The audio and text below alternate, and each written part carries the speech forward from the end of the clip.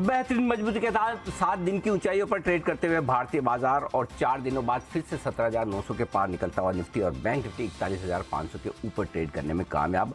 Recovery है शानदार, कितनी रहेगी टिकाऊ, आखिरी 1.5 घंटे में क्या करें, कल की तैयारी, रहेगा फोकस इसी पर। स्वागत है आप सबका फाइनल ट्रेड में। नमस्कार, मैं हूं अनिल सिंघवी और नमस्कार, मैं हूं दीपांशु भंडारी। फाइनली थोड़ा बढ़िया एक्शन आपको बाजार में दिख रहा है। वैसे तो रेड का डे है, बट अच्छा है कि बाजार में आपको ग्रीन अक्रॉस द स्क्रीन बनते हुए इस समय दिख रहा है सर। दिन रेड का है, लेकिन बाजार का प्यार तो हरे कलर हरे कलर से सारा है। और आज हरे कलर में अच्छी तेजी देखने को मिल रही थी। अच्छी बात है कि 3 दिन पहले हमने 17,916 का हाई बनाया था निफ्टी पर, उसके पार निकल कर टिकते हुए दिख रहे हैं हम। और बजट के दिन के हाई जो हैं 17,972 के आसपास, उसकी तरफ तेजी से बढ़ता हुआ दिख रहा है आपको निफ्टी। बैंक निफ्टी हालांकि अपने हाईज जो हैं 41,800 के आसपास के 41,791 वहाँ से अभी भी दूर है, थोड़ा सा भी वक्त है वहाँ से वहाँ तक पहुँचने में, लेकिन फिर भी निफ्टी ने लीडरशिप ली है, एक कोशिश की है ब्रेकआउट देने की। लेट्स सी आज 17,900 के ऊपर बंद हो पाते हैं या नहीं। पहले मैं आपको बड़ी बातें बता दूं, फिर इस पर करेंगे पूरा विश्लेषण भी। दिन की ऊंचाइयों पर बाजार ट्रेड करते हुए दिख रहे हैं। 150 अंक से ज़्यादा की तेजी वहाँ पर है। निफ्टी 300, बैंक निफ्टी 300 अंक ऊपर है और सेंसेक्स में 600 अंकों का दमदार एक्शन है। लेकिन अदानी ग्रुप के सारे कैश स्टॉक, 6 के 6 कैश स्टॉक आज भी 5% के निचले सर्किट पर ही ट्रेड करते हुए दिख रहे हैं। IT, FMCG, NBFC और ऑटो, ये 4 सेक्टर ऐसे हैं जो मजबूती देने का काम करें, जिसमें ऑटो, NBFC, ऑटो, IT और इनका जो पूरा है इंडेक्स में वेटेज काफ़ी ज़्यादा है। रियल एस्टेट और सरकारी बैंक, सरकारी कंपनियों के शेयर और mid cap small cap share थोड़े से कमज़ोर हैं। अमेरिकी फ्यूचर में महंगाई के आंकड़े आने के पहले, आज रात को जो महंगाई के आंकड़े, अहम आंकड़े आने वाले हैं अमेरिका में, उससे पहले हल्की फुल्की कमजोरी के संकेत हैं। सुस्ती, कमजोरी भी नहीं कहेंगे, 15-20 पॉइंट नीचे आपका डाउ है, 1-2 पॉइंट नीचे नस्दे के, तो हल्की फुल्की सुस्ती कह सकते हैं जो वहाँ पर होती हुई दिख रही। ये है अब तक का आपके लिए रुझान। यूरोप के बाजार 1/4% तक मजबूत आपको नजर आएंगे आज के सेशन में। बिल्कुल सर। शो की शुरुआत सबसे पहले तो आपको बधाई देकर ही करनी है सर, क्योंकि आज सुबह 10 बजे के आसपास 41,285 के करीब था निफ्टी स्पॉट लेवल्स पर। तब आपने खरीदारी की राय दी थी 2000 में। 375, 450, 500 और 550 चारों के चारों टारगेट हिट हो गए। इनफैक्ट अब तो 600 के बेहद करीब आपको बैंक निफ्टी आते हुए दिख रहा है। तो सबसे बड़ी 600 क्रॉस भी कर लिया लीजिए अभी। 625, 675, 775, 3 आगे के टारगेट जो बनते हैं, मुझे लगा कि दिन के लिए इतने काफ़ी होंगे। तो 625 का अगला टारगेट भी है आपके लिए। 500 के ऊपर तो शॉर्ट कवरिंग होनी है। 50 लाख शेयर कल आपके पुट राइटर्स खड़े, सॉरी कॉल राइटर्स खड़े थे 41,500 पर, और इसलिए हम कह भी रहे थे कि 41,500 से हम तेजी गिनेंगे, उससे पहले नहीं। तभी तेजी करने वालों में जोश भी आता है कि अच्छा, जब तक 250 पॉइंट ना बढ़े तेजी भी नहीं, तो फिर तो बढ़ के दिखाना चाहिए। और निफ्टी में भी आप देखिए अच्छा एक्शन आपको बनता हुआ दिख रहा है। 17,950, 18,000 की तरफ बढ़ने की तैयारी होती हुई दिख रही है। तो थोड़ी देर में डेटा का पूरा विश्लेषण करेंगे, लेकिन एक चीज़ साफ है दीप के, लंबे समय बाद आज के मार्केट में 2 चीज़ें हुई हैं जो हमने बहुत दिनों से नहीं देखी। जी। पहली चीज़, ग्लोबल संकेतों पर हमने रिएक्ट किया है। यस, 450 अंक डाउ बढ़ा है। पिछली बार कब हुआ कि डाउ 250-300 पॉइंट बढ़ता और हम रिएक्ट करते हो? रिएक्शन ही नहीं आता तो ऐसा था। आज ऑनेस्टली सुबह 70 पॉइंट ऊपर प्री ओपनिंग सेशन में दिख रहा, तो आश्चर्य हो रहा था कि हम तो ऊपर खुलते ही नहीं, हमारे तो आदत ही नहीं, हमें डाउ से क्या लेन देना। लेकिन आज पहली बार लंबे समय बाद हमने अमेरिकी बाजारों पर रिस्पॉन्ड किया, तो पहली चीज़ तो ये इंटरेस्टिंग और अच्छी दिखी। दूसरी उससे बेहतर है, और वो ये कि जहाँ खुले वहाँ पर थोड़ा सा वक्त बिताने के बाद पूरी की पूरी तेजी आप निफ्टी और बैंक निफ्टी में देखिए स्क्रीन पर होती हुई दिखिए।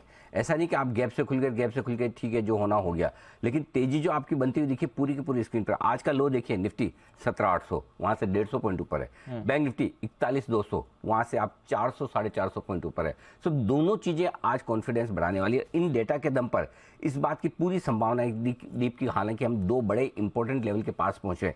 एक 18,000 के आसपास का है और दूसरा 41,725, 775 के आसपास का है, जो रुकावट के लेवल है। लेकिन ऐसा लग रहा है कि अभी तक जो डेटा दिख रहे हैं, डे हाई के आसपास बंद होने की तैयारी बाजार करेगा। हाँ, बाकी मैं आपको 2:30 बजे विस्तार से डेटा में बताऊंगा। और हो सकता है आज जिस तरह का फॉर्मेशन हो रहा है, जिस तरह से डेटा बन रहे हैं, मैं 2:30 बजे की स्ट्रेटेजी आपको 2:20, 2:25 पे दे दूँ। अरे वाह, तो मजबूत डेटा की मतलब जल्दी देने में, कभी कभी जल्दी देने में, कभी कभी मैं जानबूझ के रुक के भी देता हूँ। और क्या कि लगता है कि देने लायक नहीं है, क्लैरिटी नहीं आया, थोड़ा रुकते हैं, लेकिन जब क्लैरिटी हो तो थोड़ा जल्दी दे देने में भी हर्ज नहीं। तो हो सकता है मैं अगर डेटा रेडी होकर आ गए तो मैं आपको 2.20 2.25 के आसपास भी दे सकता हूँ। चलिए, तो बढ़िया है। बैंक निफ्टी डेज हाई पर सारे टारगेट्स हिट, कुछ और ऊपर के टारगेट्स आ रहे हैं और डेटा रीडिंग और अनिल जी की मार्केट स्ट्रैटेजी भी बस आने की तैयारी में है। सारे मेहमान भी जुड़ रहे हैं हमारे साथ, आइए टीम भी तैयार है बताने के लिए आज के कुछ अहम ट्रिगर्स और अब तक जो नतीजे आ चुके हैं। कुशल और अरमान। कुशल, गुड आफ्टरनून, बताएं अहम ट्रिगर्स कौन से हैं? देखिए, एफ&ओ के स्पेस से कुछ तो नंबर्स आए हैं, बट निफ्टी से आपको ध्यान रखना है अभी भी अपोलो हॉस्पिटल्स, ओएनजीसी, ग्रासिम और अदानी एंटरप्राइजेस के नंबर्स आने बाकी हैं। साथ ही एफ&ओ स्पेस से Bata, Biocon, PI industries, NMDC, Torrent Power जैसे स्टॉक्स पर भी नजर रखनी है, इनके भी नंबर्स आने वाले हैं। ऑल इम्पॉर्टेंट, शाम को जनवरी महीने का यूएस का सीपीआई आंकड़ा आएगा, यहाँ पर हमें फोकस रखना है। और साथ ही चौथी तिमाही के यूरोप के जो जीडीपी आंकड़े हैं वो भी आपके सामने आते हुए दिखेंगे। कल के दिन में केन्स टेक्नोलॉजीज, इसका 50% जो एंकर लॉक इन है वो खत्म होता हुआ दिखेगा। साथ ही बोधी ट्री मल्टीमीडिया, ये एक स्टॉक है जो एसएमई इमर्ज प्लेटफॉर्म पे था एनएससी के, अब वो मेन बोर्ड पर आता हुआ दिखेगा। आईटीसी एक्स डिविडेंड ट्रेड करेगा। ग्लोबल इवेंट के लिहाज से यूके के भी बुधवार को जनवरी महीने का सीपीआई और पीपीआई आंकड़ा आएगा। साथ ही यूएस का रिटेल सेल्स और इंडस्ट्रियल प्रोडक्शन डेटा भी जान का रहेगा और दिसंबर महीने का इंडस्ट्रियल प्रोडक्शन डेटा यूरोप को के भी आपको नजर रखनी है। 16 फरवरी गुरुवार निफ्टी से नेस्ले अपने नंबर्स पोस्ट करेगा। साथ ही कैश सेगमेंट से एक counter शैफलर India. INOX green energy, इस पर फोकस रखिए, इसका 50% लॉक इन खत्म होगा। त्रिवेणी इंजीनियरिंग, यहाँ का इस पर बायबैक खुलता हुआ दिखेगा और 1 मार्च तक ये बायबैक खुला रहेगा। ईक्लक्स का बायबैक बंद हो जाएगा। साथ ही इंडाइसिस लेवल पर निफ्टी 500 से आइनॉक्स लेजर हट जाएगा और पिरामल फार्मा उसमें जुड़ जाएगा। एक्स डिविडेंड है श्री सीमेंट और चंबल फर्टिलाइजर की। और साथ ही ग्लोबल इवेंट के लिहाज से यूएस का जनवरी महीने का पीपीआई और साथ ही हाउसिंग स्टार्ट्स डेटा भी आपके सामने रखा जाएगा गुरुवार को। ओके, तो बेहद इंपॉर्टेंट हफ्ता है, कई सारे ट्रिगर्स हैं बाजार के लिए। नतीजों का सीजन तो खत्म हो रहा है, बट कुछ नतीजे आज भी आए हैं। एक बार अरमान से पहले नतीजों पर ही बात की जाए। अरमान, गुड आफ्टरनून, बताएं। जी बिल्कुल, कई सारे नतीजे आते हुए दिखे हैं, जिसमें सबसे पहले आइशर मोटर की बात करें तो नतीजे आपको आए लगभग 30% के आसपास बढ़कर आई है। मार्जिन्स में भी इंप्रूवमेंट है, 20% से बढ़कर 23% के आसपास आते हुए दिखे और मुनाफे में भी लगभग 63% के आसपास की बढ़ोतरी दिखेगी। बॉश लिमिटेड की बात करें, आय लगभग 18% बढ़कर आई है। मार्जिन्स थोड़े से घटकर आए, 11.5% से गिरकर 11% पर आते हुए दिखे हैं। और मुनाफा अगर आप देखेंगे 36% बढ़कर आता हुआ दिखा है। 200 रुपये प्रति शेयर का डिविडेंड भी दिया है। भारत फोर्ज, आय लगभग 22% बढ़कर आई है। मार्जिन्स में यहाँ पर इंप्रूवमेंट दिखेगा, 25.4% से बढ़कर 27.4% पर आते हुए दिखे हैं। और मुनाफा, हालांकि अगर आप देखेंगे मुनाफे में आपको थोड़ी कटौती दिखेगी, पर एक्सेप्शनल गेन जो इस बार 4 करोड़ का था, पिछली बार अगर आप वो देखेंगे एक्सेप्शनल को 96 करोड़ का था जो एक्सेप्शनल गेन था। इप्का लैब्स की बात करें तो मुनाफे में 45% की कटौती है। आय लगभग 8% बढ़कर आई है, पर मुनाफे की कटौती का रीजन ये है क्योंकि मार्जिन जो है वहां पर आपको काफी बड़ी कटौती दिख रही है, 21.5% से गिरकर 14% के आसपास जो आते हुए दिखे हैं। और उसी के साथ साथ जो कंपनी के सीईओ हैं, उन्होंने कंपनी के जो सीईओ हैं परमचंद गोदा साहब ने, उन्होंने इस्तीफा भी दिया है। कोस्टल कॉर्पोरेशन की बात करें तो यहाँ पर आय में लगभग 62% की कटौती है। और अगर आप मार्जिन्स देखेंगे, मार्जिन्स में अगर आप देखेंगे, पर मार्जिन्स में आपको इंप्रूवमेंट दिखेगा, 5% से बढ़कर 9.6% के आसपास जो है वहाँ पर आते हुए दिखे हैं। और स्पेंसर रिटेल की बात करें तो आय लगभग फ्लैट ही रही है, 2% के आसपास बढ़कर आई है। पर पिछली बार जो कंपनी को 14 करोड़ का मुनाफा था, उसके बदले अगर आप देखेंगे कामकाजी तौर पर 2 करोड़ का उनको घाटा होता हुआ दिखा है। और अंत में राणे होल्डिंग्स की बात करें तो मुनाफा 9.6 करोड़ से बढ़कर लगभग अगर आप 41 करोड़ के आसपास आता हुआ दिखा है। और आय में भी अगर आप देखेंगे तो लगभग आपको अच्छी खासी बढ़ोतरी दिखेगी, 640 करोड़ से बढ़कर 870 करोड़ पर आते हुए दिखे। तो ये है आपके लिए कुछ नतीजे। अरमान, खबरें भी हैं आज की? हाँ, कुछ खबरें भी हैं और कुछ ब्लॉक डील हैं थोड़ी बहुत, जिसमें अगर आप देखेंगे सबसे पहले कैप्लिन पॉइंट की बात करें तो यहाँ पर इनकी कंपनी की जो सब्सिडरी है उनको यूएस एफडीए से एक दवा के लिए जो है मंजूरी मिलती हुई दिखी है। और बिंदु फार्मा, तेलंगाना के जो प्लांट को यूनिट 11 जो कि प्लांट है वहाँ पर इनको VIA जो कि वॉलंटरी एक्शन इंडिकेटेड जो है वो USFDA से मिलता हुआ दिखा है। और कुछ ब्लॉक डील्स है जिसमें फिनिक्स मिल्स लगभग 30 लाख शेयर, पेट्रोनेट LNG लगभग 10 लाख और सिटी यूनियन बैंक भी लगभग 10 लाख शेयरों के कई सौदे किए गए।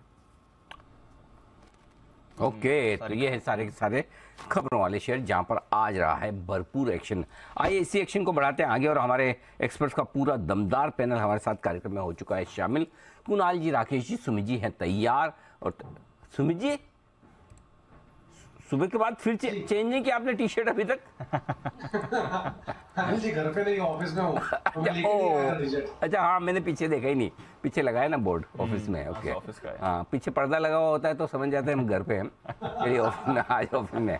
ओके, स्वागत है नितिन जी का भी और साथ ही हिमांशु जी और वागले साहब का भी बहुत बहुत स्वागत है। आइए, बाजार मजबूती के साथ दिन की ऊंचाइयों पर ट्रेड करते हुए दिख रहे हैं। एक बढ़िया रिवर्सल और बढ़िया एक्शन आता हुआ दिख रहा है बाजार में। इस मजबूत बाजार में जो एक दमदार एक्शन वाला स्टॉक है वो है आईटीसी, और आज सुबह से आईटीसी कुणाल जी, हिमांशु जी और उसके बाद सुमित जी तीनों के रडार पर आता हुआ दिखा है। तो अब इन तीनों की ओपिनियन तो तेजी की आ ही चुकी है, तब नए नितिन जी आए हैं। तीनों के टारगेट्स भी हिट हो गए। तीनों के टारगेट हिट हो गए। टारगेट्स ओह माय गॉड, ऐसा तो इतिहास में कम ही होता है जब तीन एक्सपर्ट एक साथ बुलिश हो और फिर भी टारगेट हिट हो जाए। नहीं तो आम राय के विपरीत चलता है। इसकी कोई वजह आप समझते हैं? अच्छा, हिमांशु जी बता नहीं ऐसा। हिमांशु जी, इसकी वजह समझते हैं आप तीनों के बुलिश होने के बावजूद टारगेट हिट क्यों हुए? अनिल जी, वजह तो मैं नहीं कह सकता, लेकिन आई जस्ट होप कि आशु जी आज शो देख रहे हो।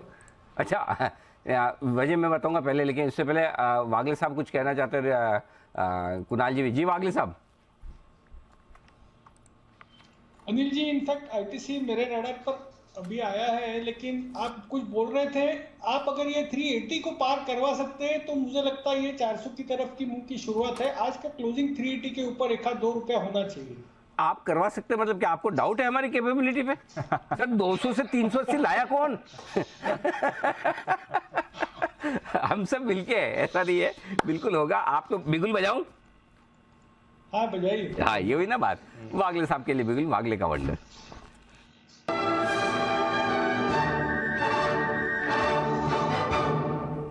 जी सर, फरमाए। अनिल जी, मैं प्रियम कर रहा हूँ, ये मान के चल रहा हूँ कि इतने सब बुलिश है और हम गलत नहीं पड़ेंगे। 380 के ऊपर ये निकल जाएगा और ये होते आपको 5 रुपए की रिस्क लेनी है। 375 का स्टॉप लॉस होगा और 400 का टारगेट होगा। टाइम फ्रेम 2 से 3 दिन। आई थिंक ये वीकेंड तक आपको 400 के लेवल्स के आसपास लेवल्स मिलने चाहिए। तो रिस्क टू रिवॉर्ड बहुत ही बढ़िया है। ये बीटीएसटी के तौर पे भी लिया जा सकता है। फ्यूचर्स में आपको 380 के ऊपर की क्लोजिंग चाहिए, बराबर ना? जी बिल्कुल बिल्कुल, फेयर फ्यूचर्स। ओके, अच्छा, विशेष टिप्पणी कुणाल जी की। जी सर, कुणाल जी फरमाएं। अनिल जी देखिए, मैं कह रहा था कि 3 21 7 हो गए अनिल जी। तो अनिल जी जैकपॉट लग जाता है, प्रोवाइडेड अनिल जी कहीं से कोई बुरी नजर न पड़ जाए। तो अनिल जी बस उसका ख्याल आपको रखना है, उसका बंदोबस्त बस आपके हाथ में अनिल जी। देखो, ऐसा है, तीन जनों के होने के बावजूद आमतौर पर जो कहते हैं कि हो जाता है कि नीचे जा रहा है, उसके बावजूद अगर टारगेट हिट हुआ तो उसमें 3 का आंकड़ा नहीं था, आंकड़ा 4 का था। अच्छा, हाँ। चौथा कौन? स्वयं हम। हाँ, वो तो लॉन्ग टाइम बनाए हुए। ओके, 4 इक्के हो गए। अच्छा, बंसल जी भी थे। जी बंसल जी। अरे अनिल जी, कुणाल जी साथ में है तो उसके साथ अनिल जी मैं तो जुड़ ही गया। और अनिल जी ऐसा नहीं है, देखिए ये तो एक कहावत है हाँ। कि चाय और राय, अनिल जी कहावत है कि चाय और राय हर जगह सही नहीं मिलती है। अच्छा, चाय कुणाल जी के घर पे अच्छी मिलती है और राय जी बिजनेस पे अच्छी मिलती है। तो अनिल जी ऐसा नहीं है कि 2 ने रिकमेंड करा, 3 ने रिकमेंड करा, राय बढ़िया मिलती है अनिल जी। क्या बात है, बहुत बढ़िया। तो आज आईटीसी जबरदस्त एक्शन में आता हुआ दिख रहा है, आपके लिए बढ़िया एक्शन है और वागले साहब की तरफ से खरीदारी की राय भी। बिल्कुल। तो आईटीसी, इस पर रखिए आप नजर। आई कुछ और काउंटर्स भी हैं आज। वैसे कंजम्पशन स्पेस से अच्छा सपोर्ट मिल रहा है। आईटीसी तो आपको मूव करते हुए दिख रहा है, बाकी कंजम्पशन स्टॉक्स में भी आपने एक अच्छी मूव बनती हुई देखी है। तो ये स्पेस भी काफी एक्टिव हो रहा है। बट एक काउंटर जहां पर आपको बाउंस बैक दिख रहा है कल की भारी पिटाई के बाद, वो है सिटी यूनियन बैंक। और नितिन जी भी है हमारे साथ। नितिन जी से एक बार सिटी यूनियन बैंक के चार्ट पर राय ली जाए। नितिन जी, कल 15% टूटा था नतीजों का रिएक्शन, फिलहाल 4% ऊपर है। जरा देखें सर डेज हाई पर सिटी यूनियन बैंक।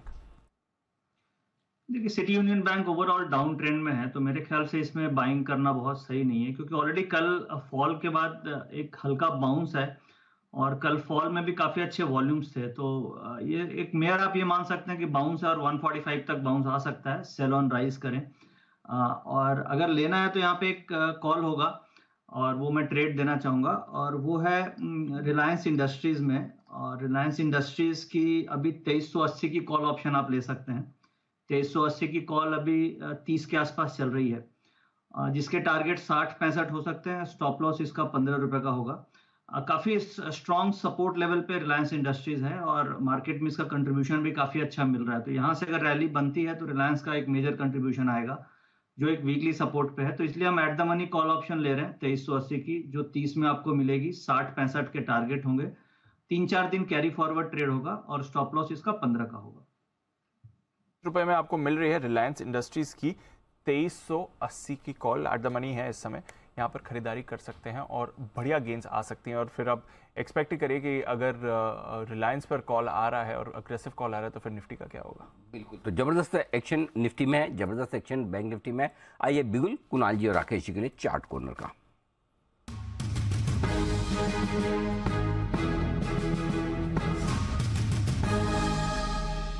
फरमाए सर।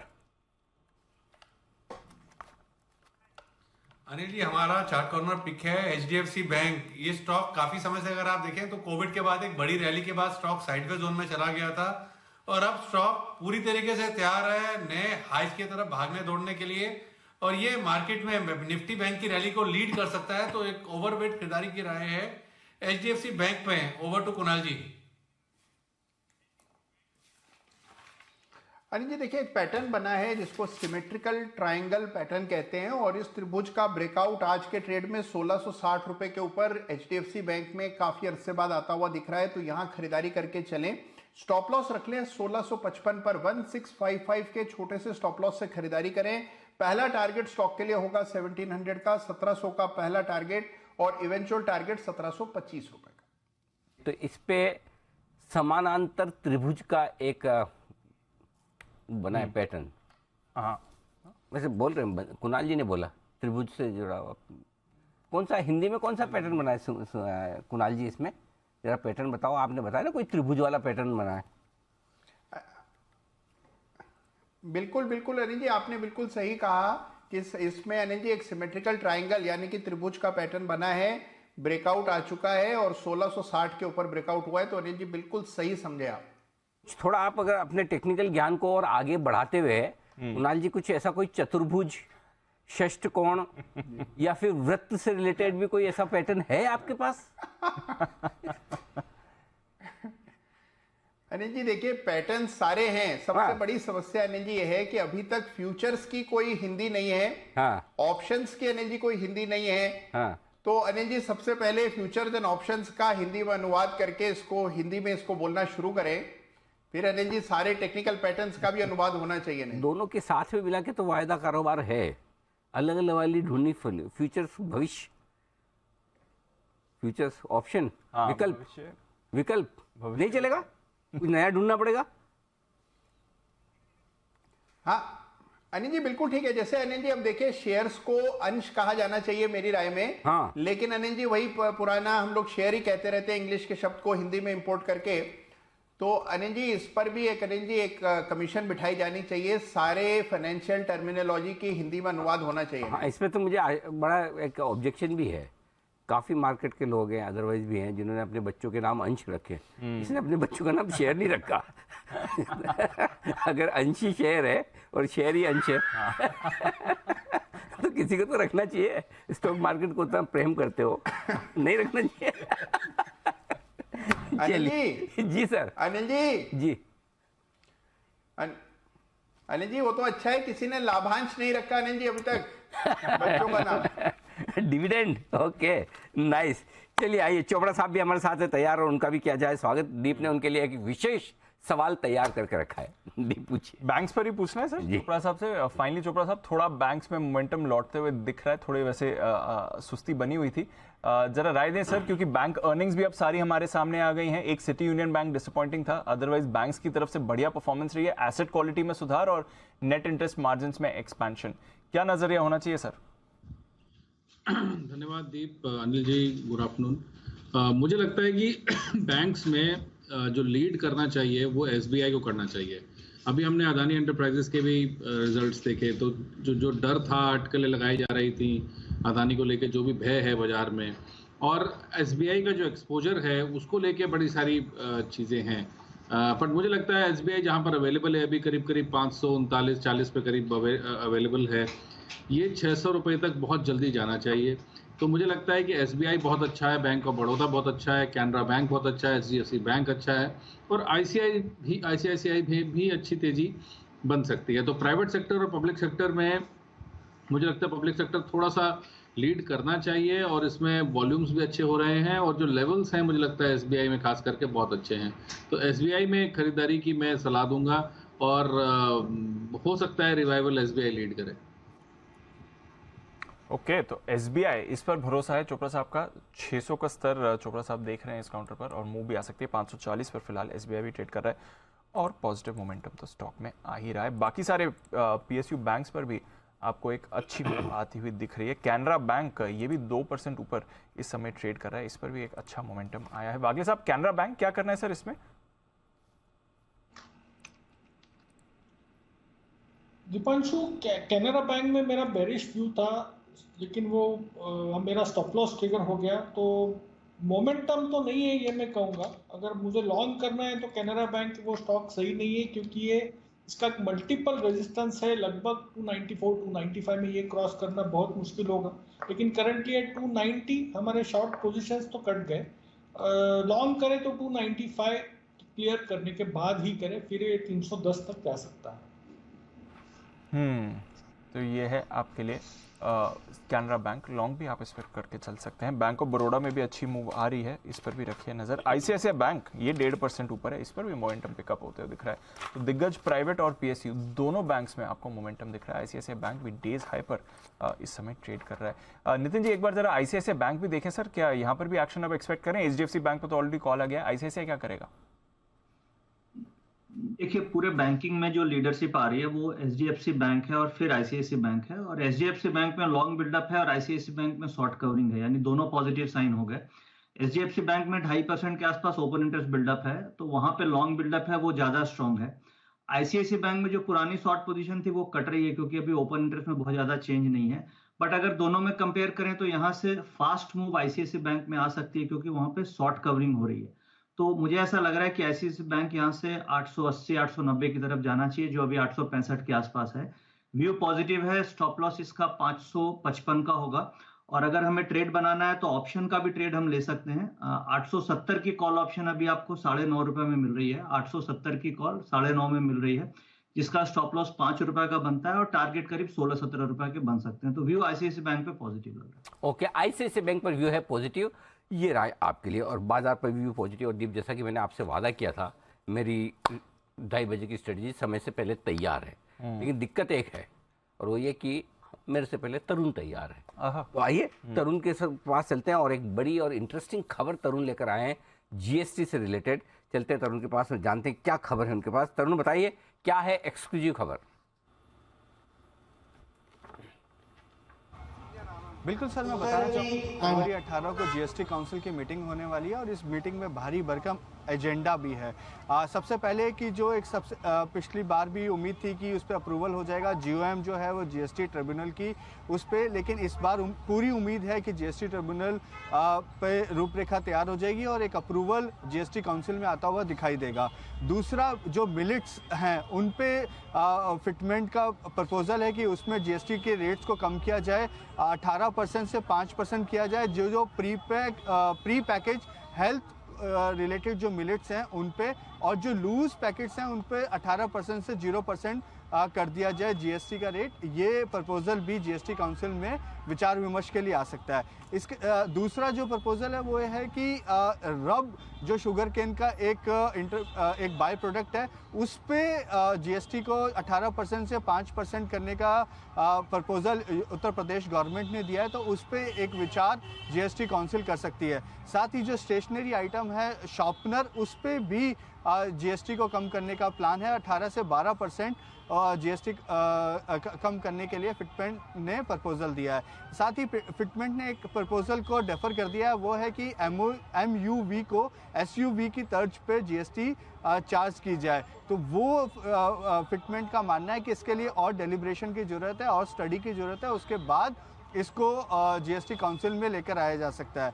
और जो एक उम्मीद थी कि सीमेंट पे जो जीएसटी रेट जो अभी 28% है उसको 18% करने का प्रपोजल क्या जीएसटी काउंसिल इस बार सुनेगी, तो वो हमारे सोर्सेज हैं वो ये बता रहे हैं कि इस बार सीमेंट के ऊपर जीएसटी कम करने पर प्रपोजल पर चर्चा नहीं होगी, क्योंकि पहले भी एक बार चर्चा हो चुकी है। तो 28,000 करोड़ के आसपास का आउटगो है।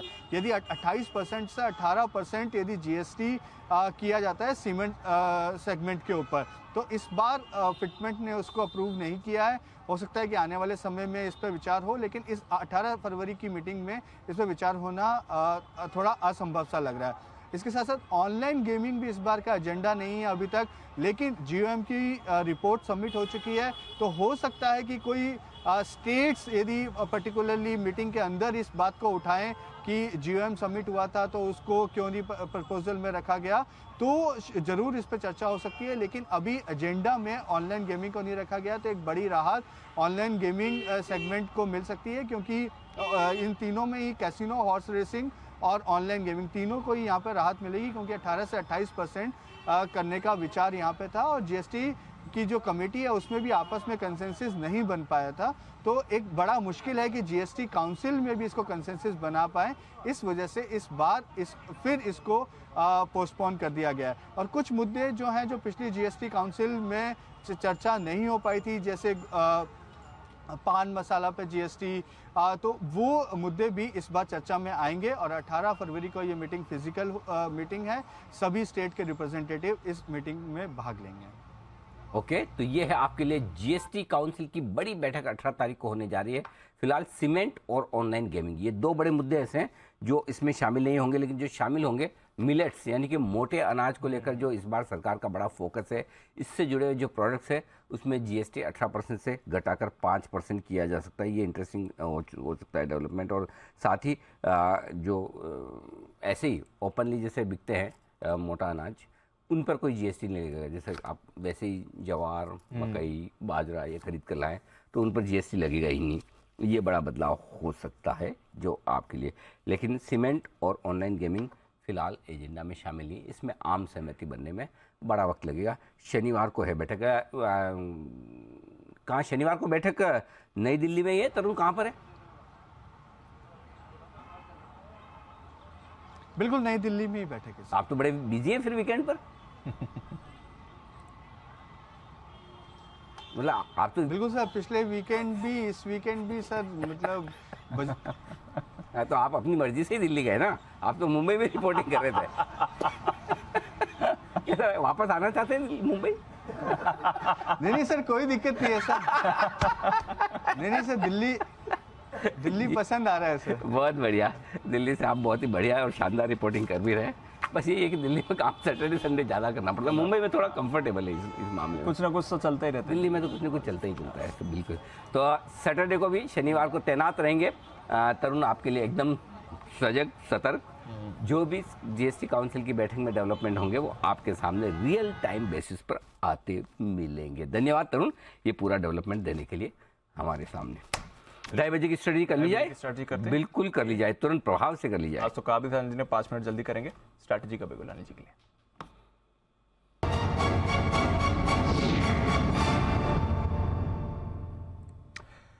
नरमी है अनिल जी, 10 पॉइंट नीचे डाउ फ्यूचर्स, 10 पॉइंट नीचे नैस्डैक फ्यूचर्स, तो कुछ भी नहीं हो रहा है जहां तक अमेरिकी फ्यूचर्स का सवाल है। आज शाम को ऑफकोर्स इनके इन्फ्लेशन डेटा आएंगे, उससे पहले कुछ एक्शन में नहीं है।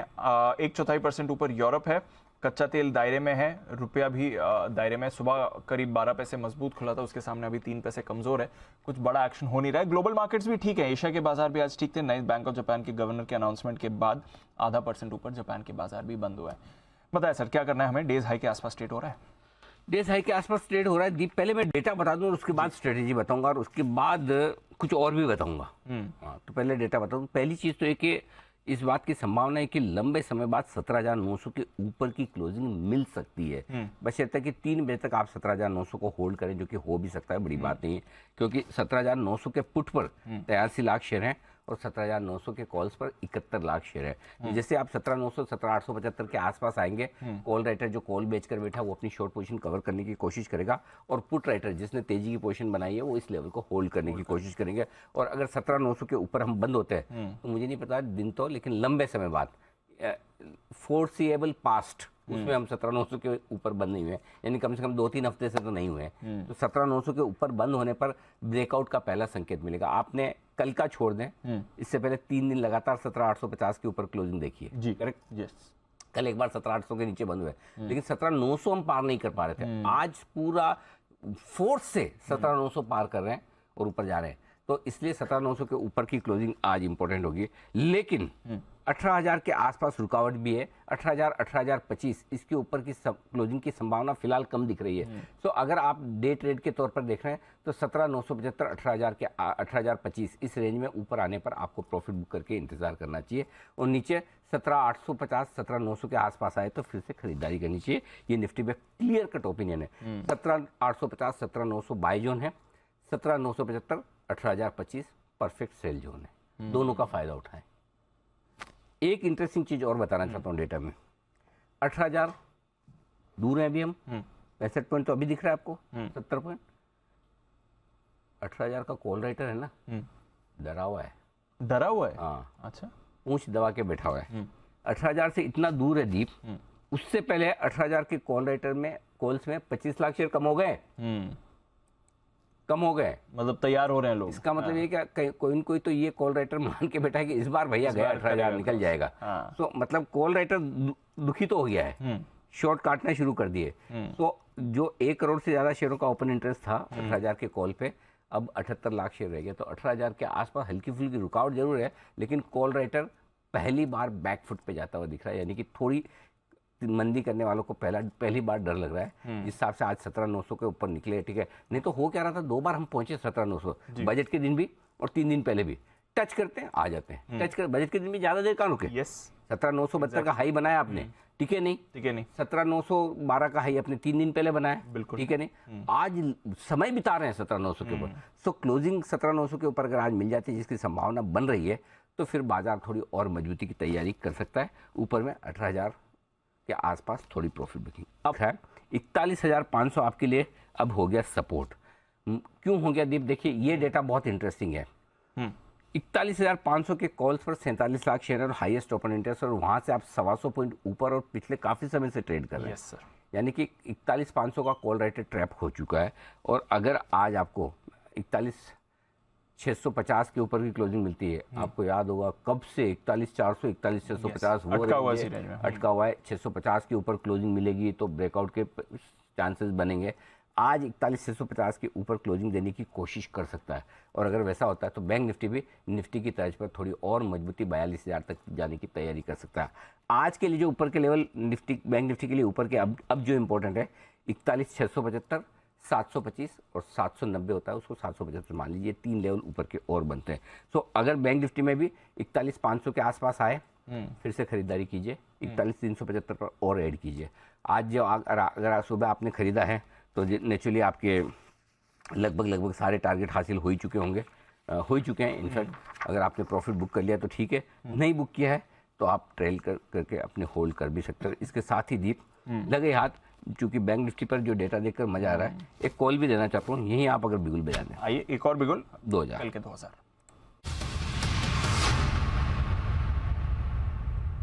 फ्यूचर्स खरीदना है आपको, और फ्यूचर्स खरीदना है स्टेट बैंक का। 540, 541 के आसपास स्टेट बैंक का फ्यूचर चल रहा है, और मुझे लगता है यहाँ पर खरीदारी करने की राय आपके लिए बनेगी। और बैंक निफ्टी में जो तेजी बनने के आसार बन रहे हैं, एसबीआई लीडरशिप में आगे रहेगा। 535, 535 ये आपका स्टॉप लॉस का लेवल होगा, 535 के आसपास। या दूसरा काम आप ये भी कर सकते हैं कि 535 के आसपास आए तो और ऐड करें, और 532 आज का जो लो है वो स्टॉप लॉस होगा। दोनों में से जो आपको ठीक लगे। किसी को लगता है मुझे एवरेज नहीं करना, लंबी रिस्क नहीं रखनी, तो आपका स्टॉप लॉस हो गया 535। जिसको एवरेज करने की ताकत है, स्टॉप लॉस थोड़ा नीचे रख सकते हैं 532। ठीक है। 2 टारगेट 555, 565, 555, 565। और एसबीआई में पिछले दोनों बार एक शॉर्ट कॉल था, एक लॉन्ग कॉल था, दोनों बार टारगेट हिट हुए। तो एसबीआई और बैंक निफ्टी थोड़ा हाथ ठीक ठाक दिख रहा है, तो आई थिंक पकड़ में आ रहा है मुंह, तो आई थिंक थोड़ा यहाँ से तेजी दिखा सकता है। तो एसबीआई में 555, 565, स्टॉप लॉस 532 या 535, बिल्कुल परफेक्ट लिख के दिया है एकदम, बिल्कुल। ये आपके 2 टारगेट अभी छोटे दे रहा हूँ। 565 पहुंचेगा अगर, तो वहां पर फिर देखेंगे, रिवाइज करेंगे। तो ये है आपके लिए एसबीआई पर राय। और बैंक निफ्टी पर तो अनिल जी का व्यू पॉजिटिव ही है। इनफैक्ट आज सुबह आपको 2000 में खरीदारी की भी राय थी और सारे टारगेट हिट भी हो गए। एक बार देख लेते हैं क्या राय दी थी बैंक निफ्टी पे। बैंक निफ्टी 41,270-75 के आसपास सपोर्ट लेवल है, यहाँ पर खरीदारी करने की राय है। स्टॉप लॉस 41,000 का रहेगा। खरीदारी करना 41,270-75 में पहला, 41,150 या 100 के आसपास दूसरा। स्टॉप लॉस 41,000 है और टारगेट जो बनेंगे 41,375, 425, 500, 550 तक के टारगेट के लिए आज और कल तक के लिए बैंक निफ्टी में खरीदारी करने की राय। तो आपने खरीदारी की राय दी थी 2000 में 375, 450, 500 और 550 चारों के चारों टारगेट हिट हो गए। इनफैक्ट अब तो 600 के बेहद करीब आपको बैंक निफ्टी आते हुए दिख रहा है।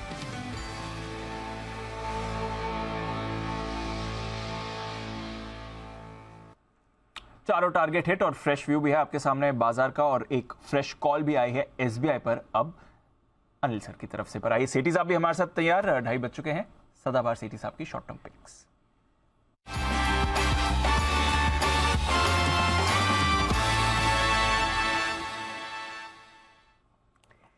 स्वागत है आपका सेठी साहब। बताएं सर क्या है इरादा? आज तो पिच आपके लायक ही बनी है, एकदम ऐसा लग रहा है आपके खेलने के लिए है, धुआंधार। बताएं।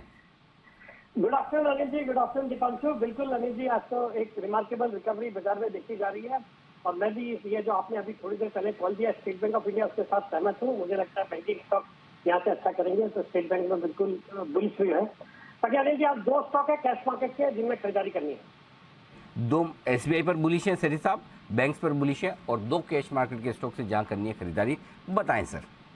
पहला अनिल जी, तो आपका पहला स्टॉक है एक ऑटो और ऑटो कंपोनेंट कंपनी है। स्टॉक का नाम है जेबीएम ऑटो, जो अभी 520 के लेवल पे ट्रेड करता है। एक लीडिंग ऑटो कंपोनेंट कंपनी है जो कई सारी लीडिंग ओईएम्स को सप्लाई करती है और इसके अलावा कंपनी का आजकल पूरा फोकस है इलेक्ट्रिक व्हीकल सेगमेंट में।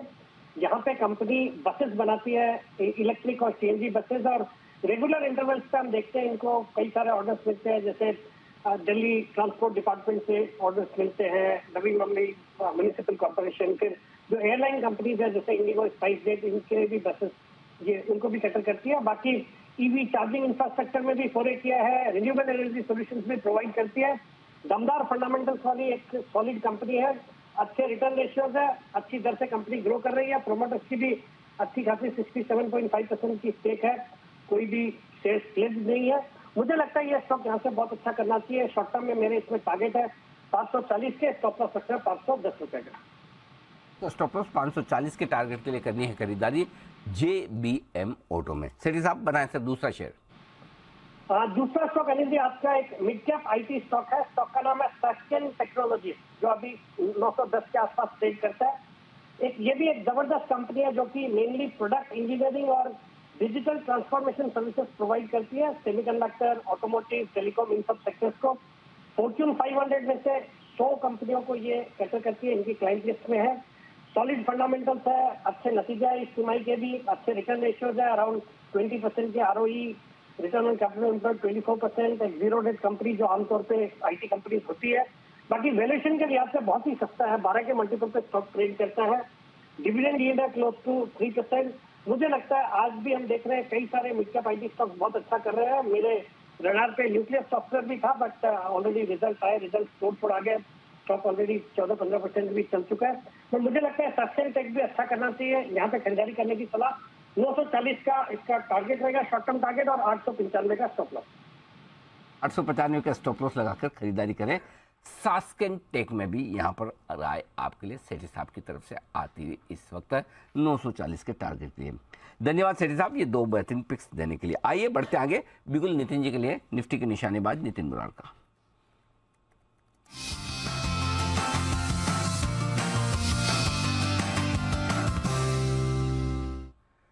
जी नितिन जी बताएं सर।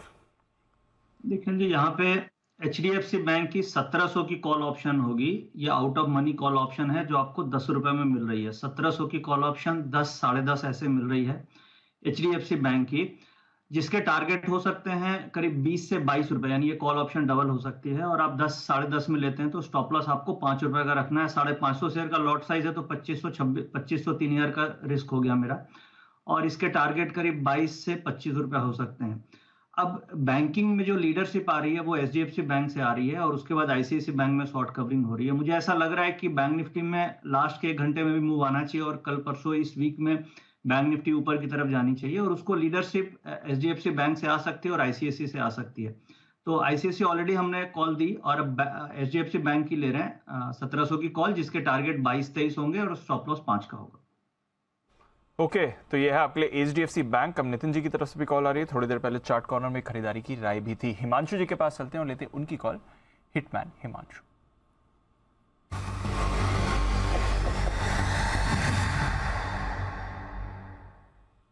बताएं हिमांशु जी। दीप, काफी हद तक नितिन जी ने और अनिल जी ने ऑलरेडी इस टॉपिक पर डिस्कस कर दिया, तो मैं सिर्फ स्ट्रेटजी शेयर करता हूं। ऑलमोस्ट एट द मनी 41,700 के स्ट्राइक की कॉल ऑप्शन खरीदनी है बैंक निफ्टी की। 220-225 रुपए के करंट लेवल्स हैं, तो 200 से 220 के रेंज में इसमें एक्यूमुलेशन करके चलने की सलाह रहेगी। इसमें स्टॉप लॉस मेंटेन करना है 140 रुपए का, और यहाँ पर जो मेरा अपसाइड का टारगेट रहेगा वो पहला टारगेट रहेगा 300 रुपए का और दूसरा टारगेट रहेगा 360 रुपए का। दीप, मेरा ऐसा मानना है कि बैंक निफ्टी 41,600 के ऊपर अब 41,950 जो कि बजट डे का हाई था, 41,950 और 42,000 तक के लेवल दिखाने के लिए तैयार है। और ऐसा होता है तो यहाँ से अगर 250-300 पॉइंट की रिकवरी आती है तो इस कॉल ऑप्शन में अच्छा प्रॉफिट देखने को मिलेगा। ओके, तो बैंक निफ्टी का 41,700 का कॉल ऑप्शन खरीदना है, ये है आपके लिए राय आती हुई। क्या बात है, 41,700 भी आ गया, 725। थोड़ा आज कंजूसी कर ली, थोड़े और बड़े टारगेट दे सकते थे, आज दे सकते थे। नहीं, लेकिन वही है कि सुबह के माहौल में तो ये भी ऐसा लग रहा था कि बढ़िया है, 550 तक पहुंच जाए बैंक निफ्टी तो भी कोई कम नहीं है। लेकिन 775-800। हाँ, क्या कह रहे हैं हिमांशु जी?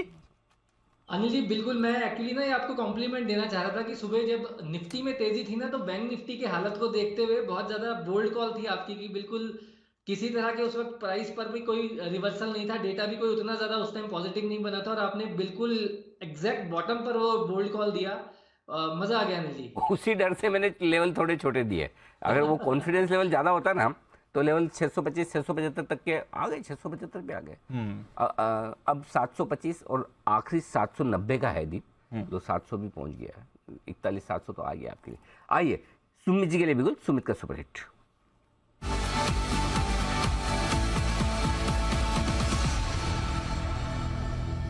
सुमित जी फरमाएं सर।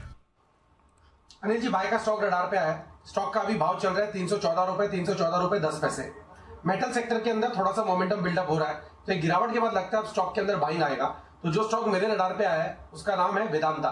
वेदांता के अंदर यहां से ऊपर का मूव देखने को मिलना चाहिए। आज स्टॉक के अंदर सुबह से एक स्ट्रॉन्ग कैंडल बनी हुई है, नीचे के लेवल से एक अच्छा रिकवरी दिखाया है। कल का हाई जस्ट अभी ब्रेक करने को है।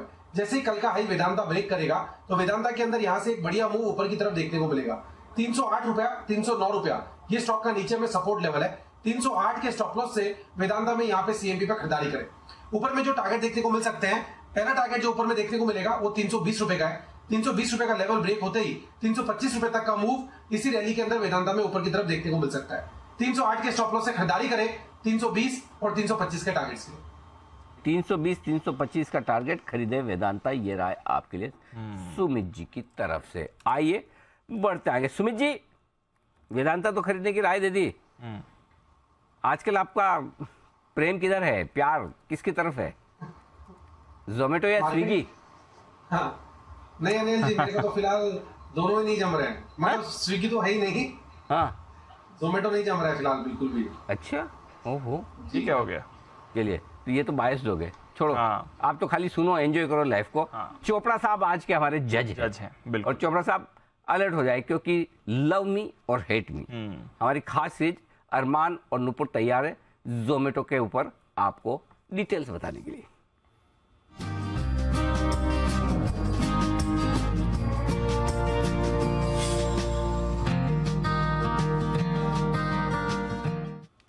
तो जोमेटो से प्यार करें या इनकार, आइए जानते हैं अरमान और नुपुर से। कौन शुरुआत करेगा? अरमान आप? सर मैं कर लेता हूँ। बताइए। सर देखिए, एक सबसे पहले एक बेसिक चीज कि अगर आप जिस सेगमेंट में है उस सेगमेंट में एक मात्र लिस्टेड कंपनी है, और दूसरा अगर आप देखेंगे ओवरऑल ये सिर्फ ड्यूओपोली मार्केट है। पर दो क्वेश्चन मेरे नुपुर से भी हैं। आपने शक्तिमान के बारे में तो सुना ही होगा, राइट, क्योंकि यस सर गायब हो जाता है। यस सर एग्जैक्टली वो नहीं देखा भी है यस सर, जो हमारे स्पेसिफिकली 90s के जो बच्चे उन्होंने तो जरूर देखा होगा। और उसी के साथ साथ सर एक और कंसेप्ट में मैं इसका लॉजिक बताऊं आगे मैं ऐसा क्यों पूछ रहा हूँ। और उसी के साथ साथ नुपुर के हस्बैंड भी वर्किंग है, मेरी वाइफ भी वर्किंग है, तो एक जो वर्किंग कल्चर है वो भी बढ़ता जा रहा है। तो अब दो रीजन है, जो अभी की जनरेशन है उनके लिए अगर आप देखेंगे तो जोमेटो इनबिल्ट उनके लिए है कि ये तो शुरू से ही था, तो ये जब बड़े होने वाले हैं तो ऑब्वियसली इनके लिए तो ऑर्डर करना नॉर्मल होने वाला है। और उसी के साथ साथ ये जो वर्किंग पॉपुलेशन जितनी बढ़ती जा रही है लगातार, जहां पे हस्बैंड वाइफ दोनों वर्क करने जा रहे हैं और जैसे जैसे अर्बनाइजेशन होने वाला है, तो ये जोमेटो के लिए क्लियर कट एक बड़ा मार्केट होने वाला है। तो ये चीज का इसको काफी फायदा होने वाला है आगे वाला टाइम में। अरमान आज ऑर्डर करोगे कि बाहर जाओगे? आज तो ऑर्डर करूंगा। तो फिर बाहर गए और इंस्टाग्राम पे पिक दिखी तो कल बात करेंगे। पर ठीक है, हाईली कॉम्पिटिटिव मार्केट है ये, स्विगी भी है इस प्लेयर में, चाहे वो लिस्टेड नहीं हो पर कंपटीशन तो उतना ही बड़ा स्पेस है, उतना ही बड़ा कंपटीशन देता है। सबसे ज़्यादा इंपॉर्टेंट है सैलरी नहीं आएगी, कंजम्पशन में स्लो डाउन है, इन्फ्लेशन इतना ज़्यादा है, ये एक बड़ा सेटबैक होता है कंज्यूमर कंपनीज के लिए। इस बार भी हमने देखा था कि फूड बिजनेस जो आया था कंपनी का, वहाँ जो रेवेन्यूज आए थे वहाँ पे इम्पैक्ट था।